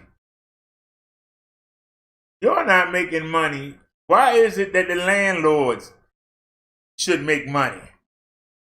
If you can't work and you can't make money, the landlord depends on you to pay them, so they're not making money. But the answer to that is not to throw you on the street. The answer is to figure out how to get the money.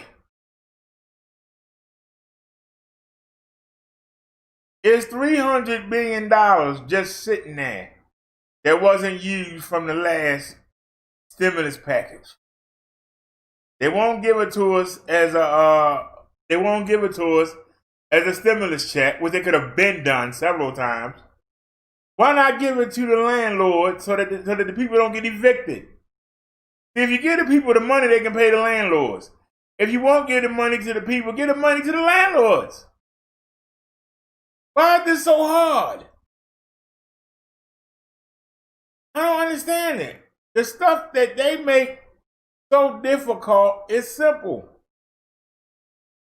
You got Republicans saying that giving people $600 instead of $300 will make people not go to work. But at the same time, you gave businesses money. Why can't the businesses compete with that $600 and have good employees come there?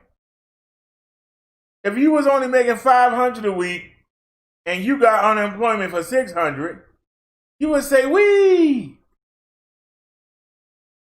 The employer wants you to come back to work. Why can't the employer say, "I give you $625, come on back," and take them some of the money that they got out the same stimulus program? And why can't they offer a high wage and actually hire better employees? But see, they would have to reach in their pocket. They're not taking that money out their pocket.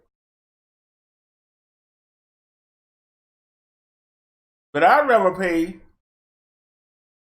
a high wage for a better, energized employee that's glad to have a job and glad to make more money than to keep trying to make somebody come back for a lower wage that I'm paying, and they still won't be looking for a better job.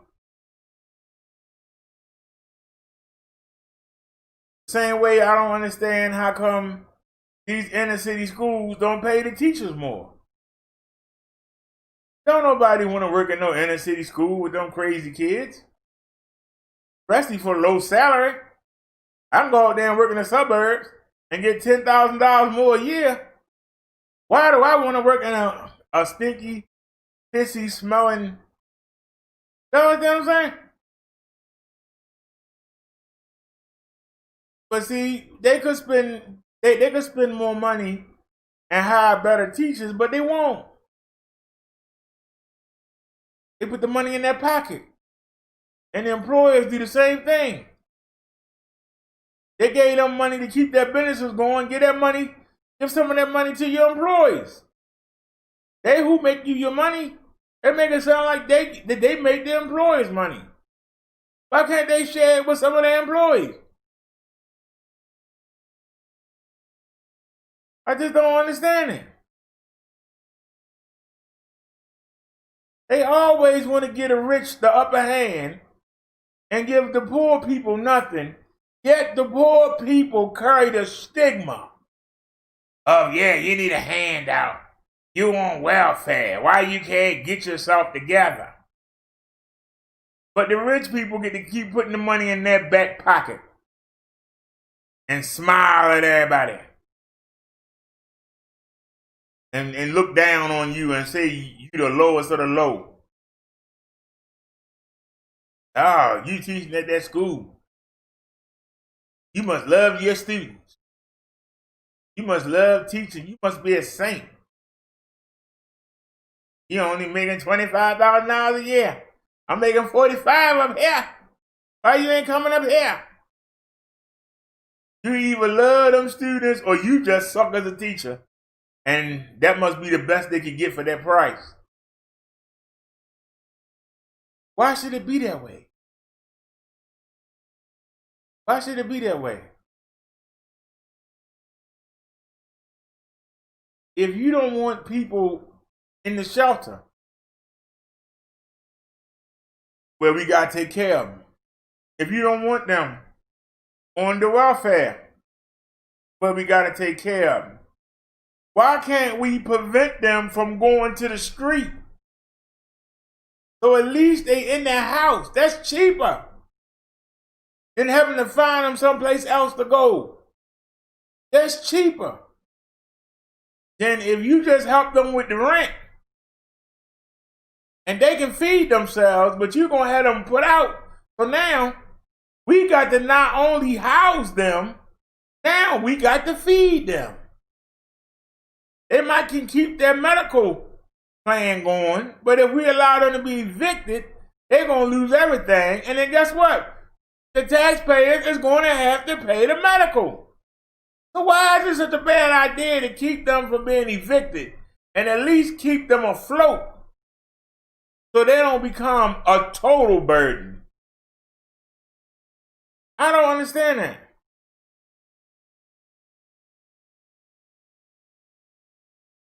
I'm just trying to understand, how does the system work, or is it not working? Why is it that you have to be on the street before you can get help? Why can't I help keep you off the street?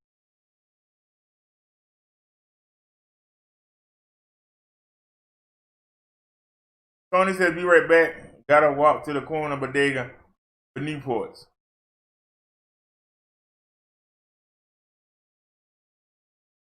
Now, people have made fun of me. I could care less. But I went down and I said, look, the cost of rent is ridiculous. But I'm on the housing list. I'm trying to hang on. I'm paying full rent. I'm the only person I know on disability to pay full rent. I haven't met a person. Can I get a rent voucher? But y'all can pay part of the rent. No. So you rather I go under and get put out, and then you're going to have to find me an emergency place rather than help me along so I don't need it. It don't come to that. Well, we'll give you some money for food. So you just can't give me a voucher that I can turn in with my rent and give it to the landlord. Or you send him the voucher and I give the landlord the difference, and then I'll have some free money. And I can decide what I want to do with it. But now you won't allow that. You only give me something I can spend on food. But I gotta come beg you every 6 months. I gotta come beg you. I gotta get verifications from the landlord that this is what I'm paying every 6 months. Like it's gonna change. I gotta keep telling you what I'm getting from the Social Security Disability Administration. I gotta keep showing you 3 times a year. Like it's gonna change. I gotta go sit down here with all these people.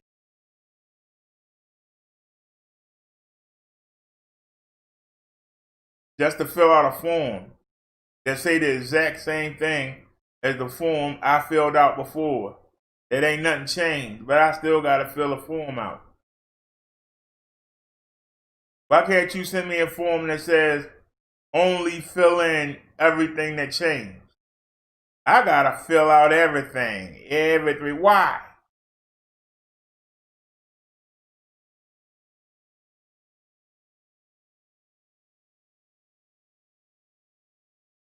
I'm just asking why.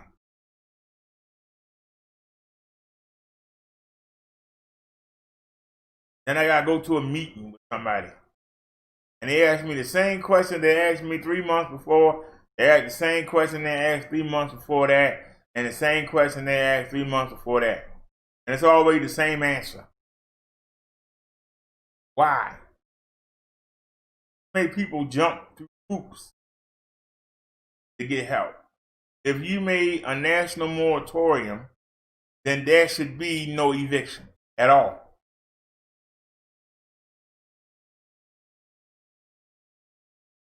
There should be no evictions at all.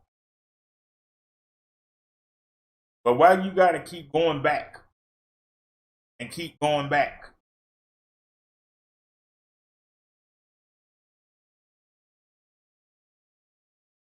Why you got to keep going to beg?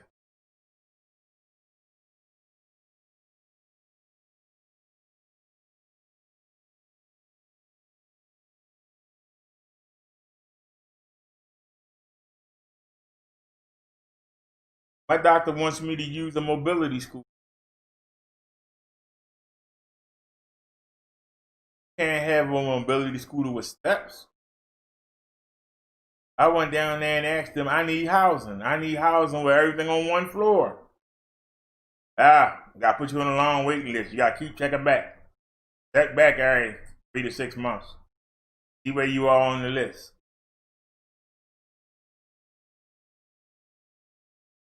So I got to keep going back down there and begging. Find something for me yet?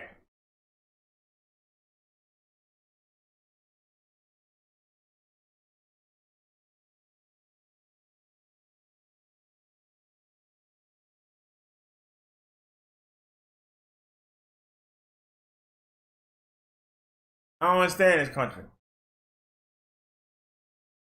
Saying we the best in the world, but only 10% of the people actually have the best. The other 90% are okay or they doing bad. They okay or they doing bad. I remember when you made $30,000 a year. You was almost rich when I was little. And $30,000 a year, that's only $500 a week before taxes. Sound like a lot of money, don't it? It's not. By the time you pay rent, pay your car note, pay your insurance, pay your electric, pay your phone, you ain't even ate yet. You ain't bought the kids no clothes yet. You ain't bought no toiletries yet. Your money already gone. But they tell you you doing all right.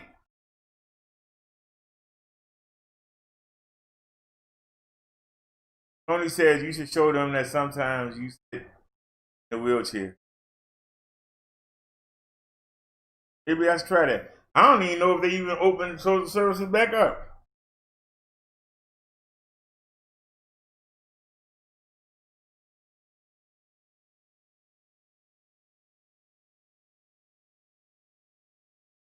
But if I had a bunch of kids, it'd be whatever you want, sir. Come on in here and get whatever you want.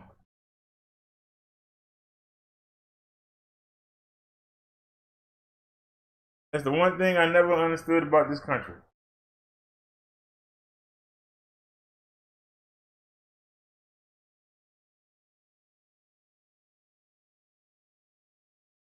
Tell you ain't supposed to have a bunch of kids. On the gunman in a drive-by ambush shooting in West Philadelphia. Police say the gunman stepped out of a car at 54th and Westminster. He emptying that thing. Shot a 34-year-old man more than a dozen times. He emptying that gun out. The search is on for the gunman in a drive-by ambush shooting. The search is on for the gunman in a drive-by ambush shooting in West Philadelphia. Police say the gunman stepped out of a car at 54th and Westminster, shot a 34-year-old man more than a dozen times, and then jumped back into the car and took off. This happened on July 11th. The victim survived the shooting. The suspect was driving a white Chevy Malibu. Y'all can tell he ain't know how to shoot.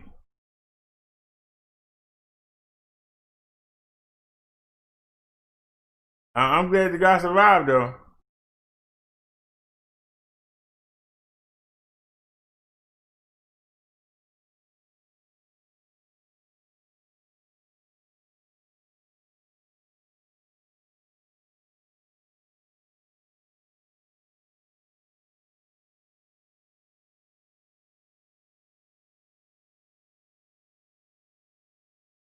There are temporary protections in place right now for renters who are struggling to pay for housing during the pandemic. A group of landlords think some of Seattle's rules just go too far.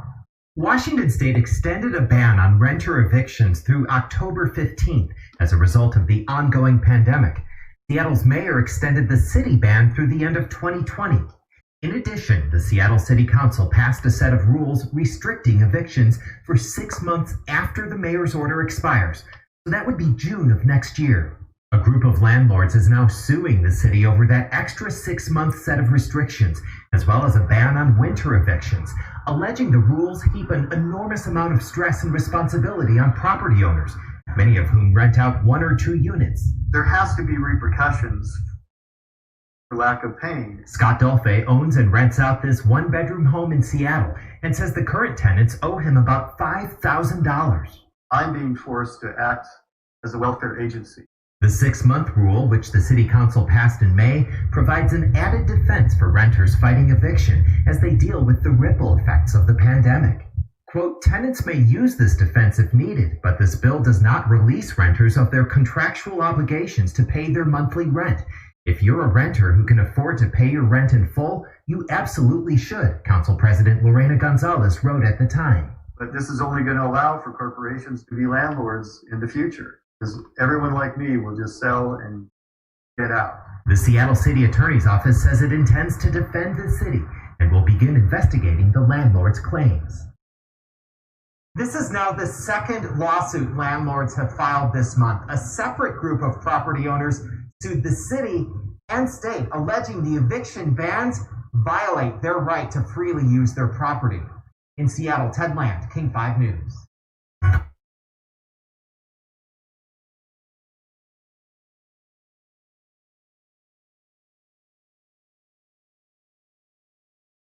I don't understand why, if people can prove that they having problems paying their rent, why can't we just help them out? All right, let's check out this guy. He says, second stimulus check arrival. He said arrival. That means that they are on the way. Let's find out if he's clickbaiting. Let's find out if he clickbaiting. You know he clickbait. With your second stimulus check update, and in this video, I'm going to give you a lot more details about the stimulus package that was just released.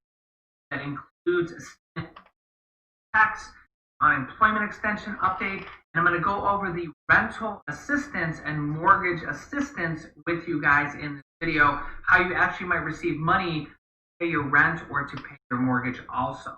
And at the end of this video, I'm going to tell you a little story about myself regarding what this is right here and how I achieved it. So make sure to stay to the end for that. And also, if you're new here, make sure to click the subscribe button down below so you don't miss out. I'm going to give you details about the $200 Trump debit card, student loan forgiveness, the stimulus checks, all this stuff. I'm going to have detailed videos coming out for you in the future. As more information comes out, I will update you. But if you don't subscribe and click the bell icon to get notifications, then you might miss out on these. And don't forget to hit the like button for us down below or the thumbs up button. It really helps out our channel. Okay, first off, I want to update you guys on the $200 drug discount cards or debit cards that President Donald Trump announced a few days ago, and the student loan forgiveness. Really quickly, President Donald Trump announced discount drug cards or debit cards for $200 to 33 million Americans. He wants to send these out before the election to basically anybody on Medicare. As you can see here, President Trump is throwing a pre-election curveball aimed at seniors with a surprise announcement on Thursday that his administration will send $200 coupons or debit cards to 33 million seniors on Medicare to pay for prescription drugs.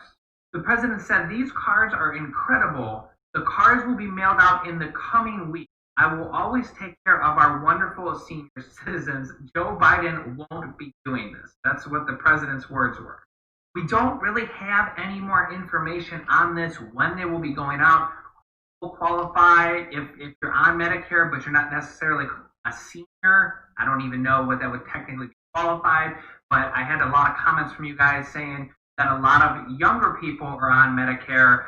We don't actually know the details of this yet. I will keep you guys updated as more information comes out. Am I getting getting a lot of comments from you guys. What's going on with this? What's going on with the student loan forgiveness program? I just want to update you guys. I haven't forgot about you guys. I will keep you updated as more information comes out. I will share it with you guys. Next up is the plan that was actually introduced by the Democrats, that the president can pass a presidential executive order to pass this plan. It doesn't even need to go through Congress, and this can cancel up to $50,000 in student loan debt per person. Now, the interesting thing about this is that Democrats released this plan, but President Donald Trump could pass this through a presidential executive order. It does not need to go through Congress, because technically it's not printing new money. It's basically just forgiving the loans on the books of the U.S. government. So this could be passed by the president before the election to help him gain more support or gain more votes, or just because he's a good guy.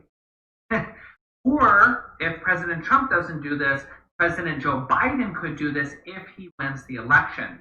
Again, I don't have any more information on this. This obviously hasn't passed yet. If President Trump starts talking about it, starts talking about doing it, I will update you guys as soon as more information comes out. That's why it's important to be subscribed so you don't miss out on these videos.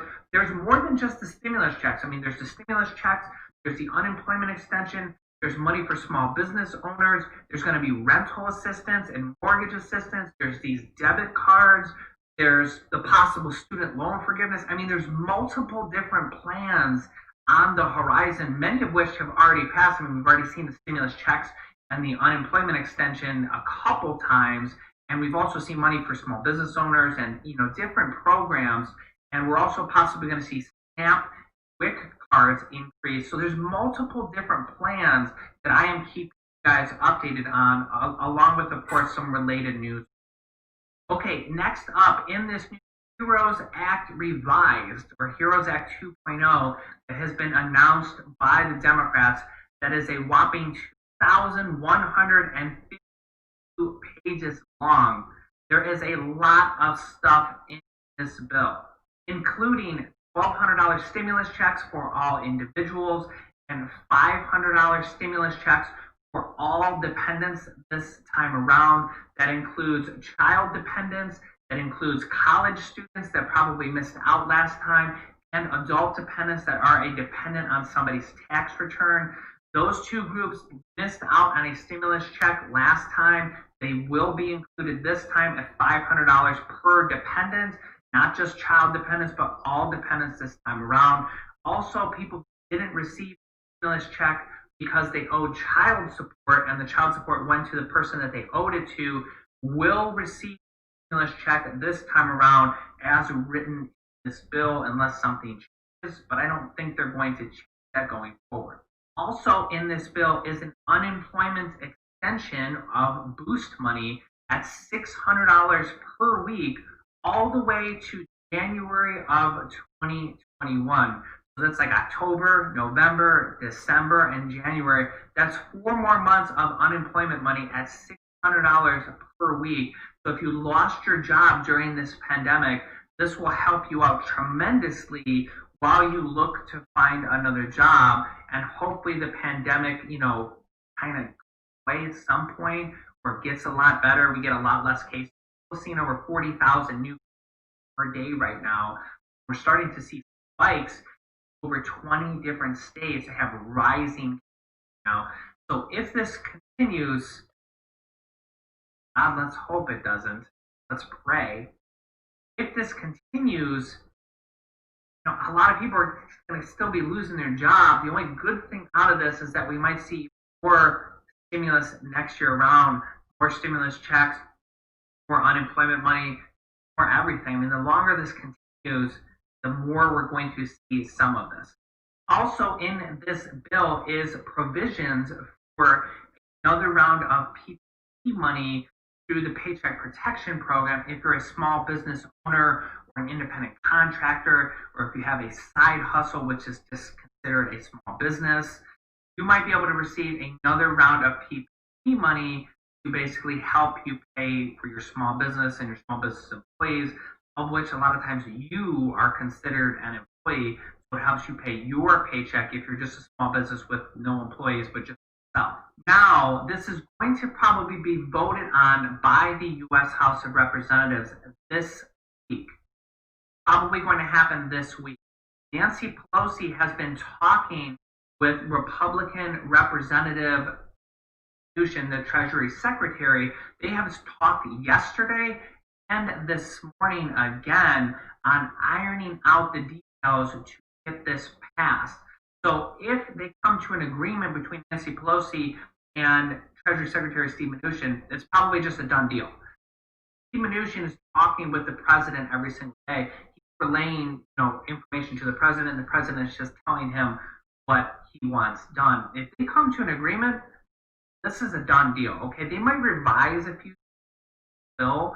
They may even revise it before they vote on it or after they vote on it in the House. And they need about 15 votes only in the Senate from the Republicans. And if President Trump endorses it, they'll be able to get those 15 votes and officially pass this into law. And of course, the president will sign it the next morning. So all that can happen within 48 hours. When it does happen, it will be very fast.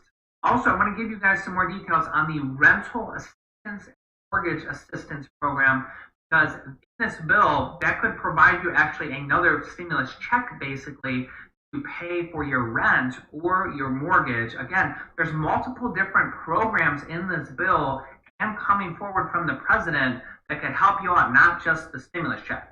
So rental assistance, I'm going to go through my little summary here of the bill, which the summary of the bill is 87 pages. So there's several different rental assistance programs in here. So let's just go through them very quickly. $309 million to the Rural Housing Service to assist rural tenants who lost income during the pandemic. Rental assistance there, $309 million.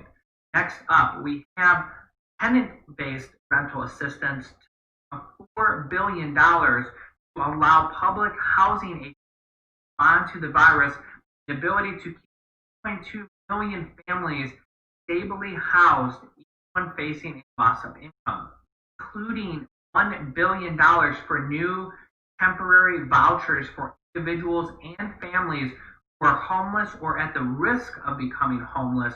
This allows for the use of necessary flexibility for the safe and effective administration of these funds while maintaining fair housing, non-discrimination, labor standards, and environmental protections.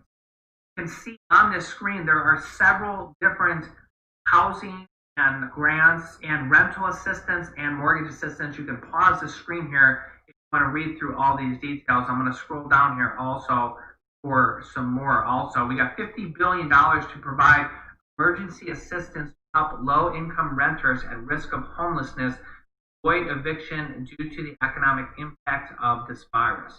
So we have several different sets of rental assistance. All right, I'm bored. I ain't even forgot what we will be talking about. He ain't talking about everything under the sun. I forgot why I even clicked in. Oh, Lord, Sean Hannity said that he steamrolled him. What?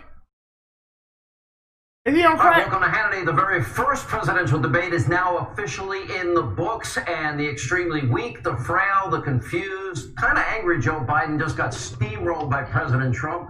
Joe flat out refused to answer simple, basic, fundamental questions, unable to respond to the president's beatdowns, and he appeared flustered, irritated, and, well, cranky. Joe, maybe it's past his bedtime. Probably stayed up too late, needs his nap. Anyway, we have a lot of live reaction for the full hour. Analysis moments away. Donald Trump Jr. will be here. Sarah Sanders will be here. Dan Bongino. Judge Janine will also join us. Ari Fleischer will join us as well. But first, let's start with Joe Biden, who once again refused to answer a simple, basic, fundamental question. Would he support hacking the United States Supreme Court? He refuses to answer. Take a look. Are you willing to tell the American people tonight whether or not you will support either ending the filibuster or hacking the court? Whatever position I take on that, that'll become the issue. The issue is the American people should speak. You should go out and vote.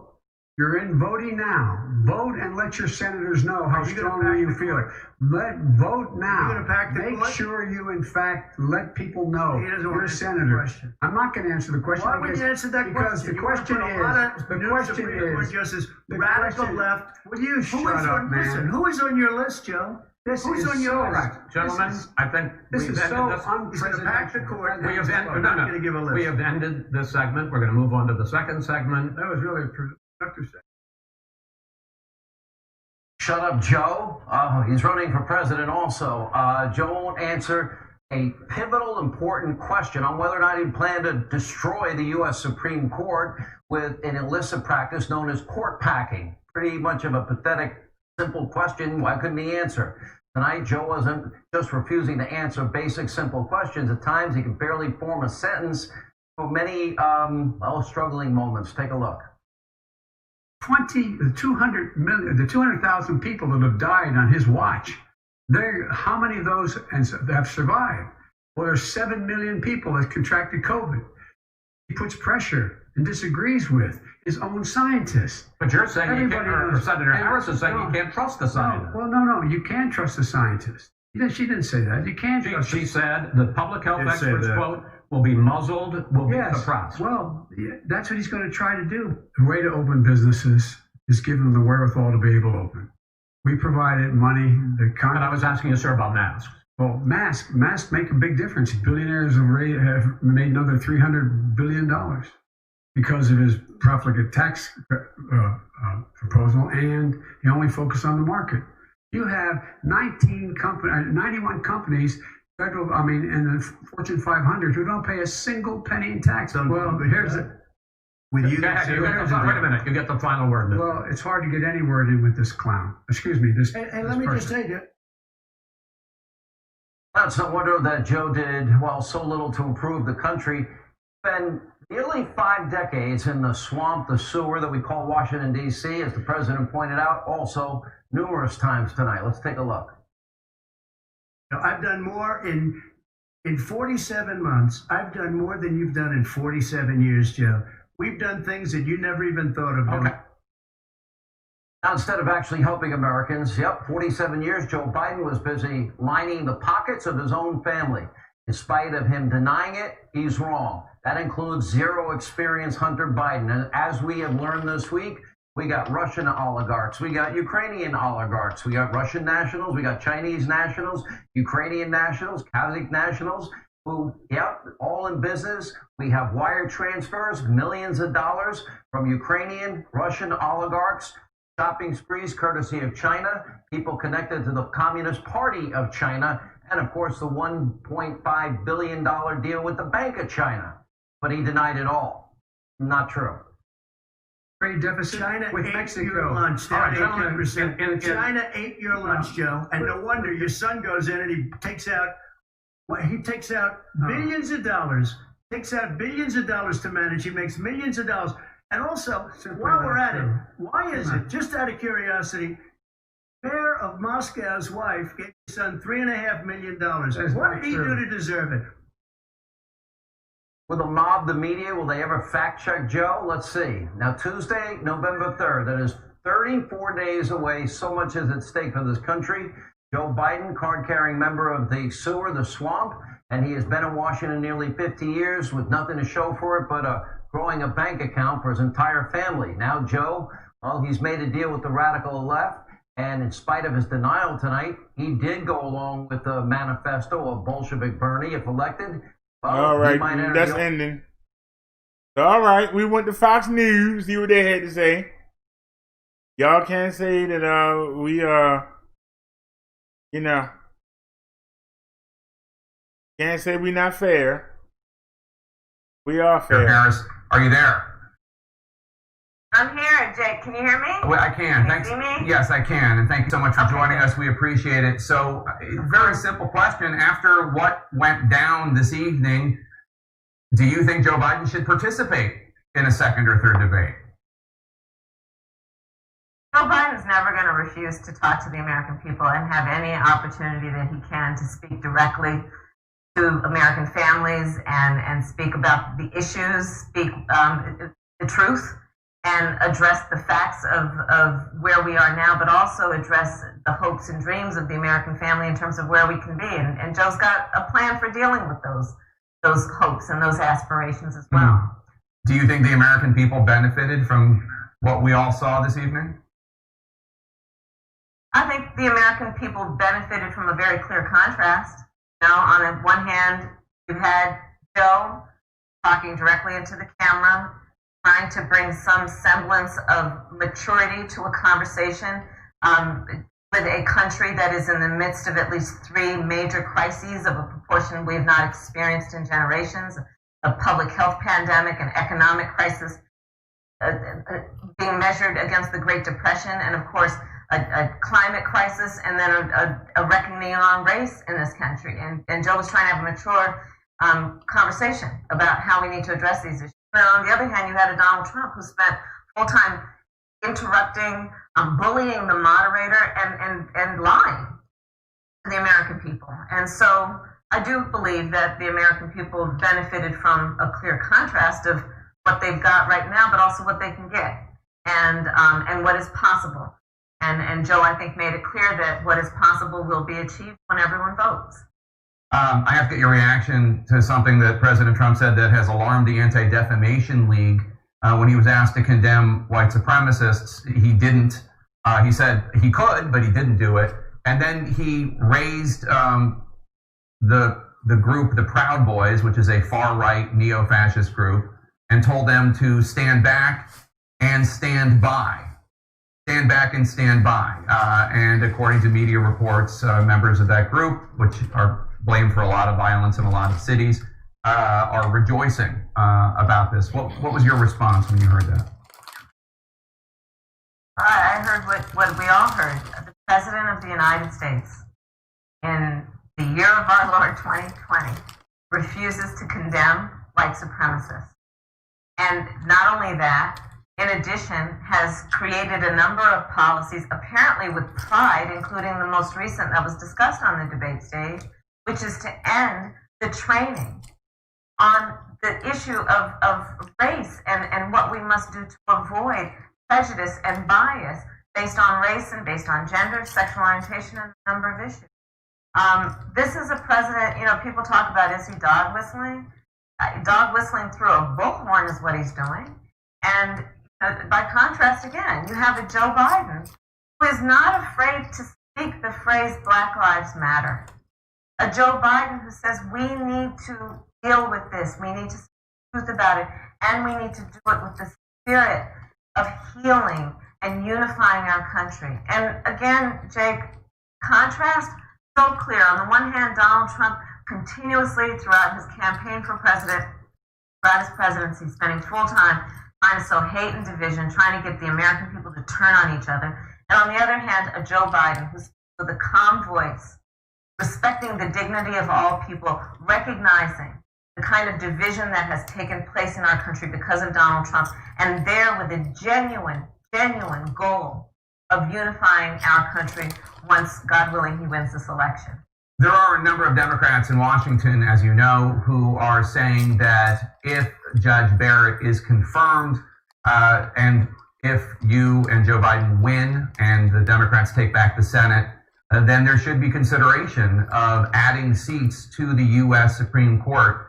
Neither you nor Joe Biden are willing to give a straight answer as to whether or not you're willing to entertain that idea, but it's not some fringe idea. Democrats in Washington are talking about it. Chuck Schumer, the Democratic leader in the Senate, has said that he's not taking anything off the table. Is that an idea that you're willing to think about? We are 35 days away from an election that is probably the most important election of our lifetime and our children's lifetime. And there is nothing about these next 35 days that Joe or I will take for granted. And so the focus right now is on reminding people that we have this election that is very much in play. It is about reminding people that people are voting right now. Almost 1 million people, Jake, in our country have already voted. We are in the midst of an election, and the Republican leader of the Senate, together with Donald Trump, are in the spirit of hypocrisy, trying to push through a nominee while the American people are voting. And so Joe has been really clear. Let's focus on what's happening right now. Deal with later. Focus on what's happening right now, which is the American people are voting, and they should be the ones to decide who will have the next lifetime appointment to the United States Supreme Court. Let's not get distracted. Let's be focused on what is right in front of us, because there is a lot at stake in terms of the integrity of our democracy, of our election system, and this process that should take place over the next 35 days. I will respectfully note that you also declined to answer that question with me. Senator Kamala Harris, I appreciate your time this evening. Thank you so much. Good to be with you, Jake. Thanks for the question. All right, yeah. So I don't really understand, Abby, why they won't answer that question. I guess they just feel like it's a, well, yeah, I guess I understand. But why do you explain for the American people? They don't answer that question because this is sort of like the Medicare for all of the general election, which is that there is an idea that is being talked about on the left of their party, and they want to stay in the middle. Mm-hmm. Yeah. That's why they won't answer the question. But, I mean, it should not be anything new. I mean, this is something Joe Biden has avoided talking about since the primaries. But I also think we should be very clear here. The idea of packing the courts is not some sort of widely held Democratic idea. There are people talking about it, many of them on the internet. Yeah. But when you really look at how Democrats feel about this issue, this is not something that a majority of Democrats. And that was one of the more memorable moments that Joe Biden had on this issue in the debate, when he said, the Democratic Party is me. I am the Democratic Party. That was obviously something that he practiced, and he delivered.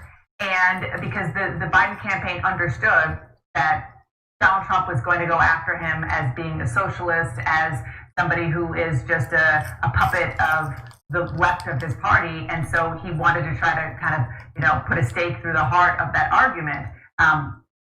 Unclear if he did it, but he certainly had a memorable line to try to do that. I do have to say that I know we all want to talk about the substance of this stuff, but when you have the President of the United States telling a far-right neo-fascist group, stand back and stand by, when you have the President of the United States basically threatening to take the entire country down with him if he loses the election, talking about whether or not Joe Biden has a position on adding justices to the Supreme Court, does seem a little off-point.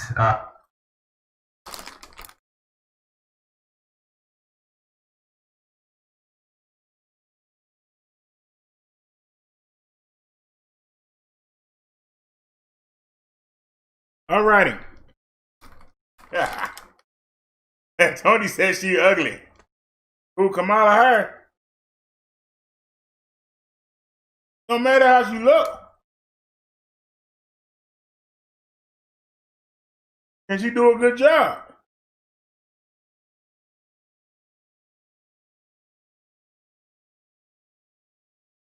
Now, we gave y'all both sides.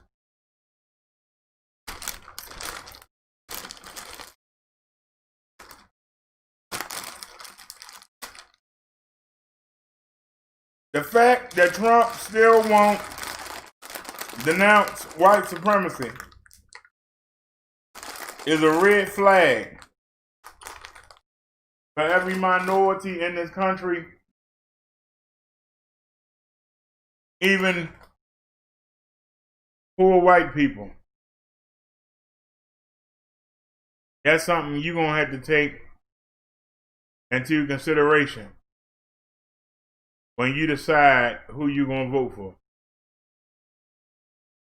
That's something you're going to have to deal with.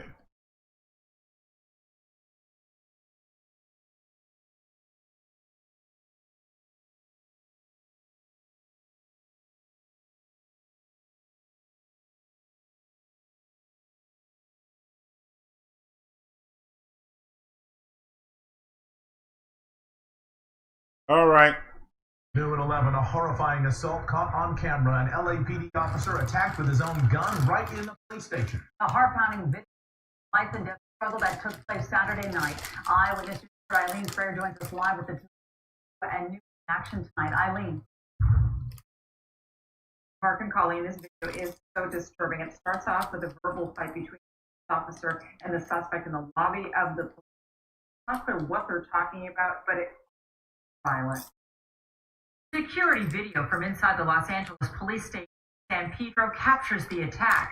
The officer knocked to the ground by the 29-year-old suspect, later identified as Jose Guzman. The first thought upon seeing this video is just how horrific the assault on the LAPD officer is. During the struggle, Guzman grabs the officer's gun. The man pistol whips the officer at least 4 times in the head. 37-year veteran of the department knocks the gun out of Guzman's hand. It drops to the floor, but the suspect grabs it again, pointing it at the officer's chest and chin. He's attempting to pull the trigger, whether it's a malfunction of the gun or he can't get the safety off. Thank God for the officer, the gun did not go off. The suspect heads for the door. A second officer comes out. He's shooting at her. She ducks to take cover. And then you see a third officer come out. So there's definitely an exchange of gunfire. Amazing, no one was hit by bullets. LA City Councilman Joe Buscaino, a former LAPD officer himself, says he worked with a desk officer who was attacked. He was the face of our police station. He was the voice of our police station. Buscaino says he hopes others understand recent public cries to replace police officers with unarmed social workers for nonviolent calls is not always a safe option. But what we saw today in this video perfectly illustrates the danger and complexity officers face every single day. Now, the officer was attacked, suffered bumps and bruises. As for the suspect, he's being held on $2.2 billion bail on suspicion of attempted murder of a police officer. Now, LAPD says it will address the attack in a critical within 45 days. Hello, I'm Mark Brown. Get more great ABC7 content by clicking the subscribe button for our... How come these cops can't fight? Anybody want to explain that? Why these cops can't fight? You keep asking us to feel sorry for officers who are supposed to be trained. Why do I gotta feel sorry for somebody that's supposed to be trained to fight? Why am I supposed to feel sorry for somebody that's supposed to be trained to fight? Oh, we're gonna get flagged for showing this.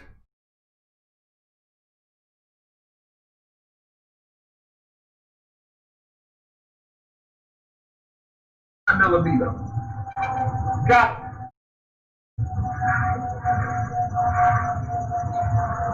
if I'm gonna speak on not defunding the police, what the fuck is y'all gonna do? Is you here to make sure that white people don't look like the way y'all used to look during the days of slavery? No. Are you gonna fix the image that y'all have from the days of slavery, or are you gonna come treat black people like niggas? Because the reality of it is, I don't give a fuck. After this ain't right here, I called you one time. I'll never call again. This is your first interaction with myself and him, at least. I don't know if you know anybody else here. The thing is we treated you with nothing but respect, right? Right? We're just trying to have a conversation, right? So we're just trying to figure out the facts. And I'm not strapped. I don't have no gun. You got it. I'm just my partner. It's all right. You showed us the right? You gave us the weapon, right? So we have it. That's good. We're happy with how safe it is right now. But you're being a little animated, a little emotional. Animated? I get it. That played my games when you came. How? So we're just trying to piece together exactly what happened, right? Listen, do me a favor. What's that? The next time you go into a black community, just recognize everybody ain't a criminal. Of course not. That's not how we operate. It sounds like a political statement. He put this to do like a political statement. You know what I mean? I don't know. Call me crazy, but it seems like a political stunt. I don't know. This shit is weird to me, dog. I think he purposely did this for the exposure for a message or something. I don't know, man. Let's watch this shit. It's crazy. How? It's not. That's not how we operate. I don't you ever bring that close to. Who do you think you're talking to? We treat people the way they treat us. This is the way that we operate. I ain't been treated like that in my fucking life. I got set up by the police the last homicide that I was locked up for. I didn't commit that shit. The police set me up. Locked me up. Palm River Projects. 6-4 apartment. Set me up for it. I didn't do that. Okay. When I called you on the phone, y'all didn't come. We did. With love and compassion. No, you took your fucking time, and now I feel like a fucking criminal. You shouldn't feel like a criminal. No, I do. Because you didn't do anything. I know, right? I feel stupid. Now, how the hood supposed to trust you? Throwing up your Masonic signs. It's dialogue, man. Throwing up your Masonic signs. The same shit, Black Lives Matter. These police officers represent Black Lives Matter. So when they sit up and they talk about defund the police, that's black. These niggas is Black Lives Matter too. It's all a fucking agenda. That's how can we help you today? I gave you a gun. I appreciate that. Motherfuckers trying to rob me. They ain't get me. You got your gun. I wasn't going to take it in my house because I knew that was the setup. Okay. You got a 30-shot clip. You got a motherfucking gun. I defended myself. Y'all got what y'all got. I'm not giving you nothing else. Now, what you want to do is, when you're going back into the black community, protect them. Because the reality of it is, you got black motherfuckers that don't want to live like that no more. They're still defending themselves. And the fact that y'all being defunded and y'all playing this democratic game, the game that's being played in America to break America, that ain't going to have America break no more. People got to defend themselves. So how can we help you? Take that fucking setup gun that y'all got in my clip, that 30-shot clip, take it to the precinct. Okay, I'm not testifying on nobody. I defended myself. Get it the fuck up out of here. Okay, we'll do that. Appreciate that. And treat some people like they people. Hassan, what can we help you with today? Because we're going to take all your suggestions and we're going to implement them. When you sit up there, you deal with other black people. Understand that everybody black ain't a fucking criminal. No, we will not do that. Okay? That's it. All right. So what else can I help you with? Bring my mother back from the dead. I wish I could, man, but you know that's not possible. All right. You go back. Do you need any other help today? Nah, just go. Let me go back. All right, y'all. This dude knocks me off his rocker. I think he need a hug. Anybody want to go give Hassan Campbell a hug? I think he need a hug. Anybody want to give him a little hug and give him a little teddy bear? Give him a little Winnie the Pooh? Maybe a Raggedy Ann doll? Troubling spike in the number of shootings across the 5 boroughs. Last night, the dangerous trend continued. A 7-year-old girl was wounded, and a 19-year-old woman was murdered. CBS 2's John Diaz has more. What looks like a casual meetup turns frightening for a group of teenagers and a mother standing innocently nearby with her children when shots are fired in East Harlem around 6 o'clock Thursday night. You guys see it. Scary. It's not something that you want from your neighborhood. In exclusive video, you can see one teenager fall to the ground after he was shot while running from the bullets at the corner of East 102nd Street and Park Avenue. His friends helping him back up, while a mother and her kids just stand there in front of their car. Her 7-year-old daughter also grazed by a bullet in the right thigh, seemingly getting lucky. Right after, you could see her mother call 911, and minutes later, police show up. I just thought it was fireworks, actually. Claudia Valdez is a mother of 2 and lives only a few blocks away. She usually lets her kids take a break from school around the time the shooting happened. Being virtual school now, so we try and come out a lot at night, and we're always out during that time, so luckily we weren't right when it happened, but it terrifies me. The whole community still in shock. I feel so bad about the kid, you know what I mean? That's your son. It's not right. Kids are getting shot here. And a piece of crime scene tape is still strung up here at the corner. Police tell us they're still looking through all the evidence, trying to figure out a motive behind the shooting. While the girl suffered only minor injuries and the 19-year-old intended target is also expected to be okay, 6 hours later and 4 miles away in Manhattan's Flatiron district, a 19-year-old woman was fatally shot and a 21-year-old man rushed to the hospital. Nowadays, too much.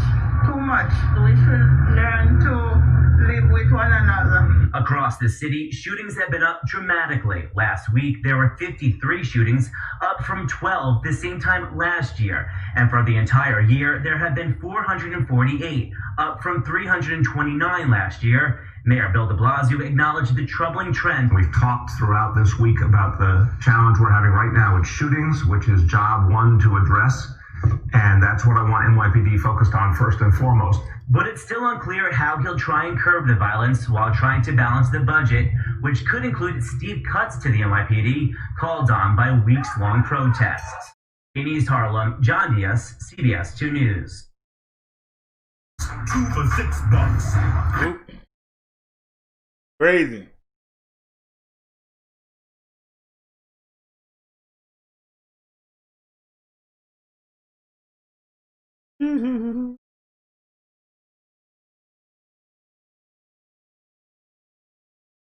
Same bike? What the heck is that? Yeah, what the heck is a same bike? It's some Chinese crap. Oh, YouTube, I'm going to do a English version of real specifications on the same bike LO26, which I got from GearBest for 600 and 600. That what he said? €38, free shipping, didn't pay any tax, and I live in Ireland. It's got a 350 watt motor at the back. It's not the 500 one. It's got the 48 volt 10.2, I think it is, amp hour battery. Oh, 48 volt now, battery? The box where it came in was fairly well, looked like it had been through quite a lot of different vehicles and shipping and stuff like that. The box had a bit of damage on it through one of the pedals, but apart from that, the actual bike came in perfect. You just there's no manual with it at all, so fairly easy to put together. You just literally turn the handlebars around, which is the ones I have there now. You just loosen a few bolts there. It's nothing major to do. The only things which I changed on it was I put a seat cover on and I put a back carrier and I put the bag on it, and it doesn't slow it down at all by doing that. The bag actually weighs about 5 kilos, 6 kilos, and I carry a spare puncture repair kit on it. I changed the 2 tires. I put the Kevlar ones in there so I don't get punctures. The first time I took it to work, I got a puncture. Got them I got them from a local bike shop actually. The tires really, really good. Haven't had a puncture yet. I've done over 600 kilometers on it. No wear and tear at all. Brakes are actually brilliant. Things to look out for, and I've seen this on other YouTube videos with other bikes, is these connectors here going to the battery connections here, right? And there's no corrosion there at all. I take the battery out, and I've taken it out just to show you here now that the battery can be taken out and charged. And that's what they don't tell you in other videos. It's all in Spanish, but this one's in English, obviously. Put a little bag here just for the mobile phone. Got the hat, obviously, with the glasses and the gloves. Now, speed wise, now realistically, okay, forget about what you get or what you see on the specifications for this because they are not correct. Okay, so the speed normal, the way I've set it up, is 20. I weigh 14 stone. Don't know what too sure that is in kilos. Just average height, 5'7". But she does 23.4 kilometers an hour. Verizon knows how to build unlimited right. Start with America's I'll watch that on my own time, but he boring as hell. Ain't showed us nothing but the bike, how it work or anything, just steady bambling on it. Somebody watching something. They want to, give me a refresh. Can I get a refresh, please? You showing me something from a week ago.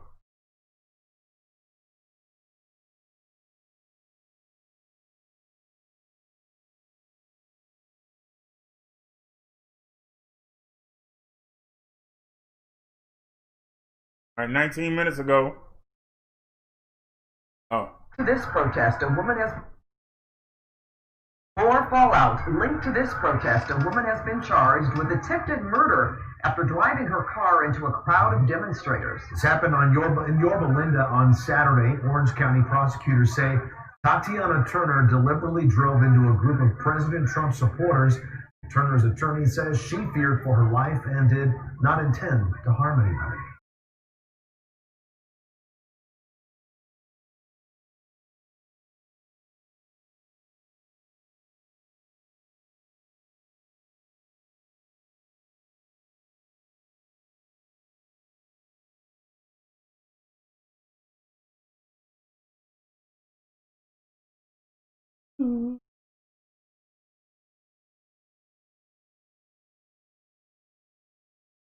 And tonight with a hit-and-run crash that left one person dead and 6 others injured. I'm Yuki Washington. And I'm Jessica Cartalia. We are now seeing surveillance video of that crash and the chaotic moments that followed. People in the community running out to the scene, trying to help before emergency crews arrived.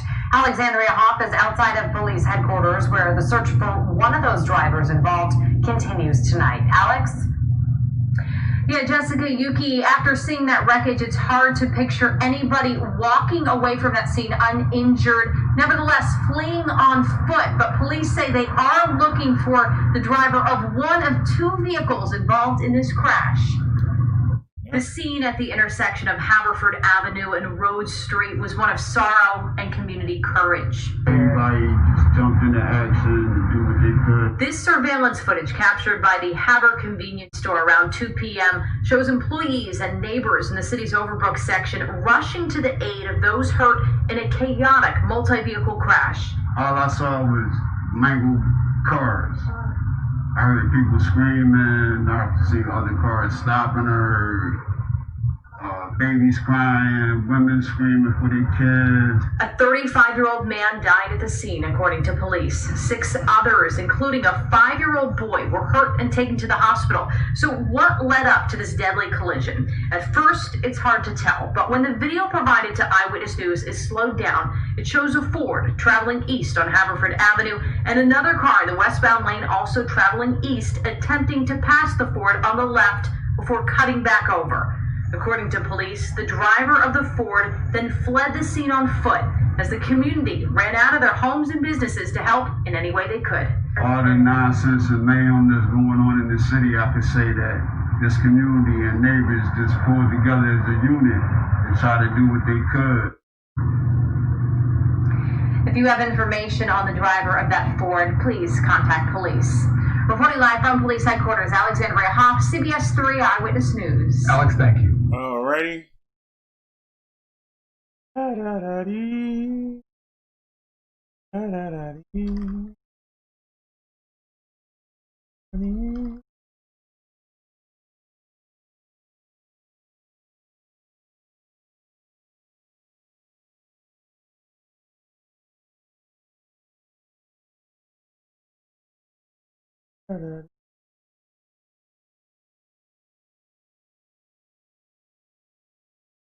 All right, this was done 8 years ago, so I guess we shouldn't get flagged for it.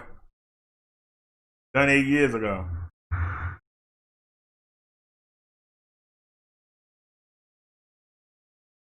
This is the left channel. Next, we have the center channel. Over here is the right channel. Yep, it's to the right. This is the right surround channel. This is the left surround channel. The next sound you'll hear is the LFE channel.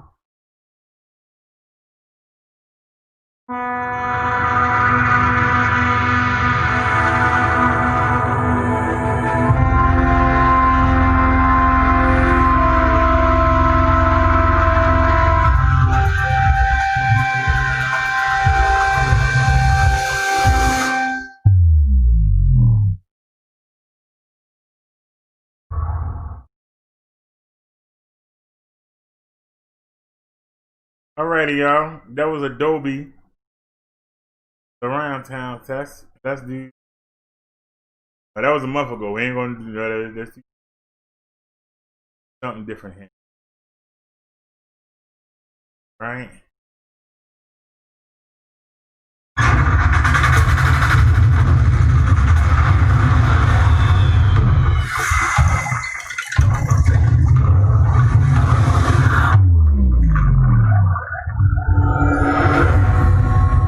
If y'all got a 5.1, y'all need to check this out.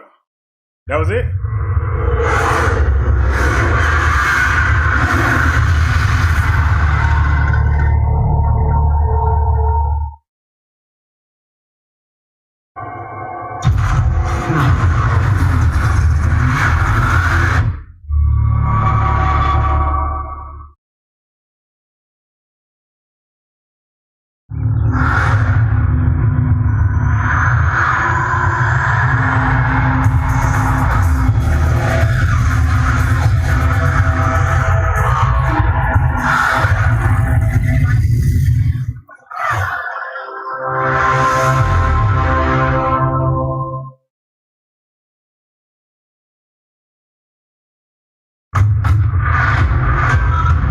I'm on my neighbor's knock on the door. But I was just showing y'all, told y'all we broadcasting in 5.1.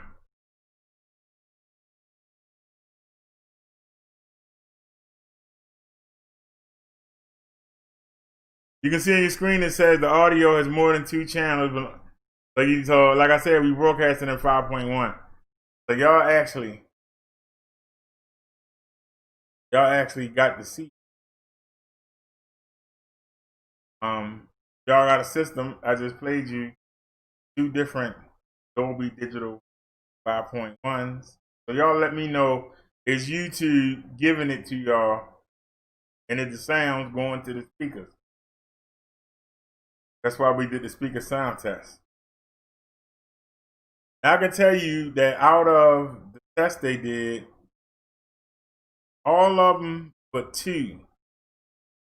And I think I got a speaker right here.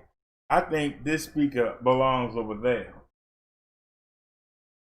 You gotta remember, I got 2, but they not a full 2. I'm missing 2 speakers.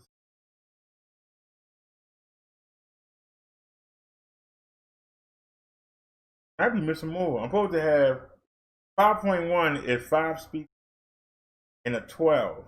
Now woofer. So that would be 12 speakers.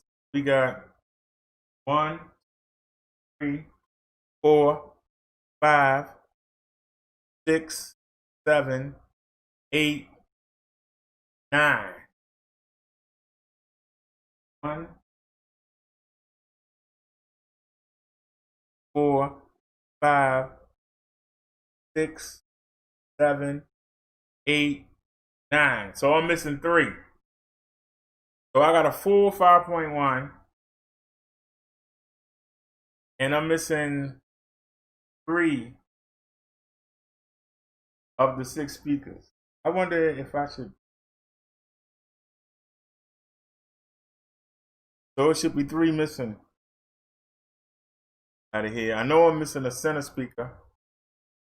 And I think I'm missing a right rear and a left rear. I'm missing 3. No, I'm missing the center one. I wonder if I should look online. Why? You're only supposed to have 6 and you got 9, so you don't. But I wanted to see if y'all can see the difference. So y'all, we haven't checked the CV numbers. Let's check our CV numbers. I know it's getting late. It's 1:10 in the morning. I want to let y'all go. So we have 7,406,146 cases. We got 210,785 deaths. Closed cases, 4,859,468. 4,648,683 have been recovered or discharged from the hospital, 96%. And 210,785 people have died. That gives us a death rate of 4%. Gotta go back to yesterday. Let's check our cases. California, 3,030. They lost 151 people today. Texas, 5,995. They lost 100 people today. Florida, 3,266. They lost 101 people today. New York City, 1,197. They had a bad day today. They lost 4 people. Georgia, 1,025 new cases. They lost 33 people in Georgia. Illinois, 1,362. They lost 23. Arizona, 674. They lost 9 people. North Carolina, 889. They lost 49 people. They still ahead of New Jersey. New Jersey had 383. They lost 13. So North Carolina got 209,137. New Jersey has 208,300. North Carolina, the 889 new cases, lost 49. New Jersey, 383, 13 cases. Y'all are probably saying, so what, Brother Derrick? Well, New Jersey used to be number 2 back in April. Now New Jersey is number 9. That's what makes this important. Jersey has moved from the number 2 position to the number 9 position. That's what makes that important. Tennessee picked up 879. They lost 31. Louisiana, 533. They lost 10. Pennsylvania, 1,576. They lost 15. Alabama, 571. They lost 60. Ohio, 1,031. Alabama just held them off. Look at that, y'all. 554 versus 53. 501 cases. They held off Ohio. Ohio might take Alabama tomorrow. As you can see, Ohio, 1,031. They lost 32. South Carolina, 1,179. They lost 22. Virginia, 923. They lost 15. Michigan, what up, though? 1,118. They lost 21. Massachusetts, 512. They lost 8. Missouri, 2,080. They lost 35. Maryland, my state of Maryland, my itty bitty state of Maryland. We picked up 431 cases today. We only lost 8 people, and thank God I ain't one of them. Wisconsin, they picked up 2,367. They lost 17. Indiana, ooh-wee, they picked up 744 cases. They lost 21. Minnesota, 589 cases. They lost, 809 cases in Minnesota. They lost 5. Then we got Mississippi, M-I, a crooked letter, I, crooked letter, I, humpback, I. They picked up 589 cases and lost 36.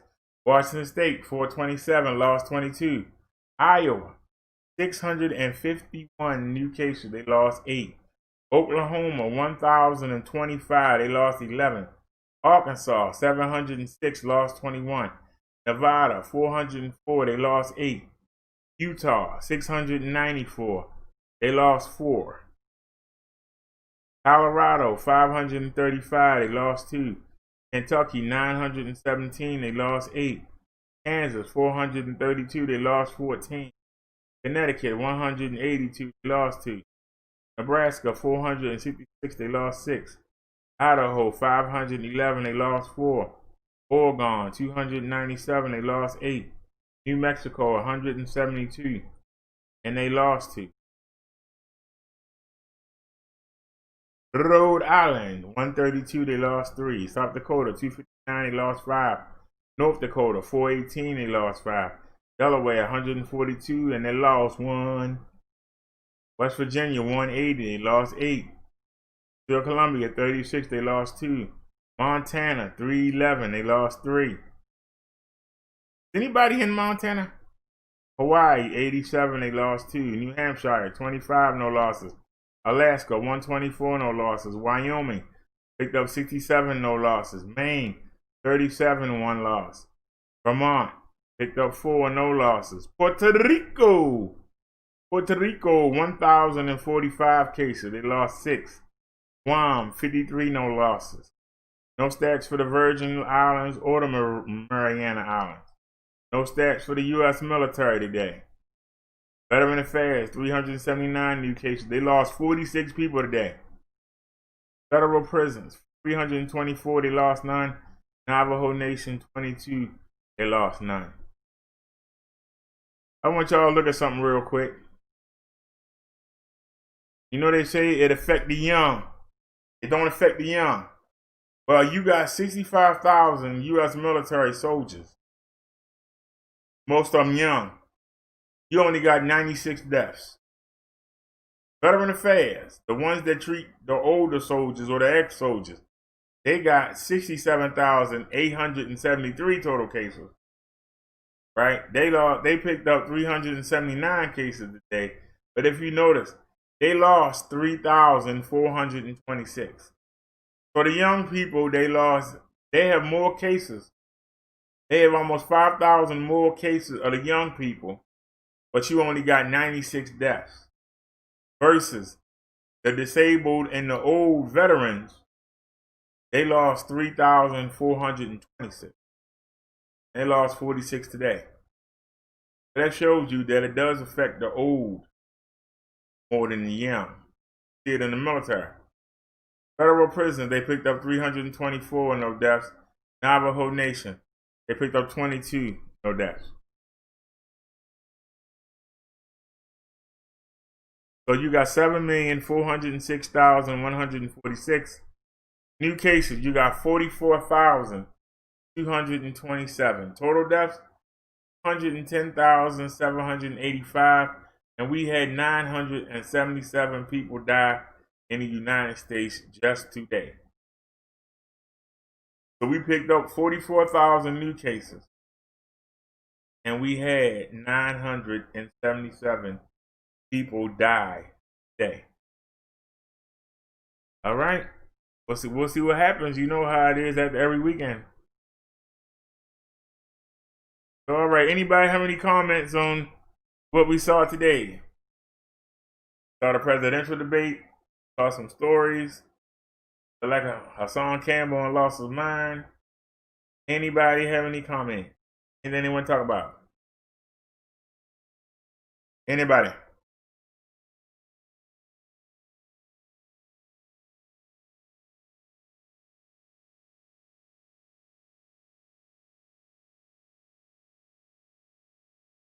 Well, alrighty, y'all. Then let's get out of here.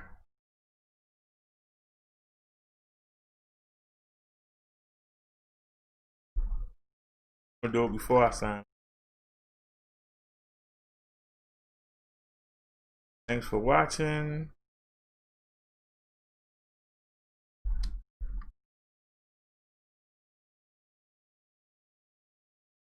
Yay.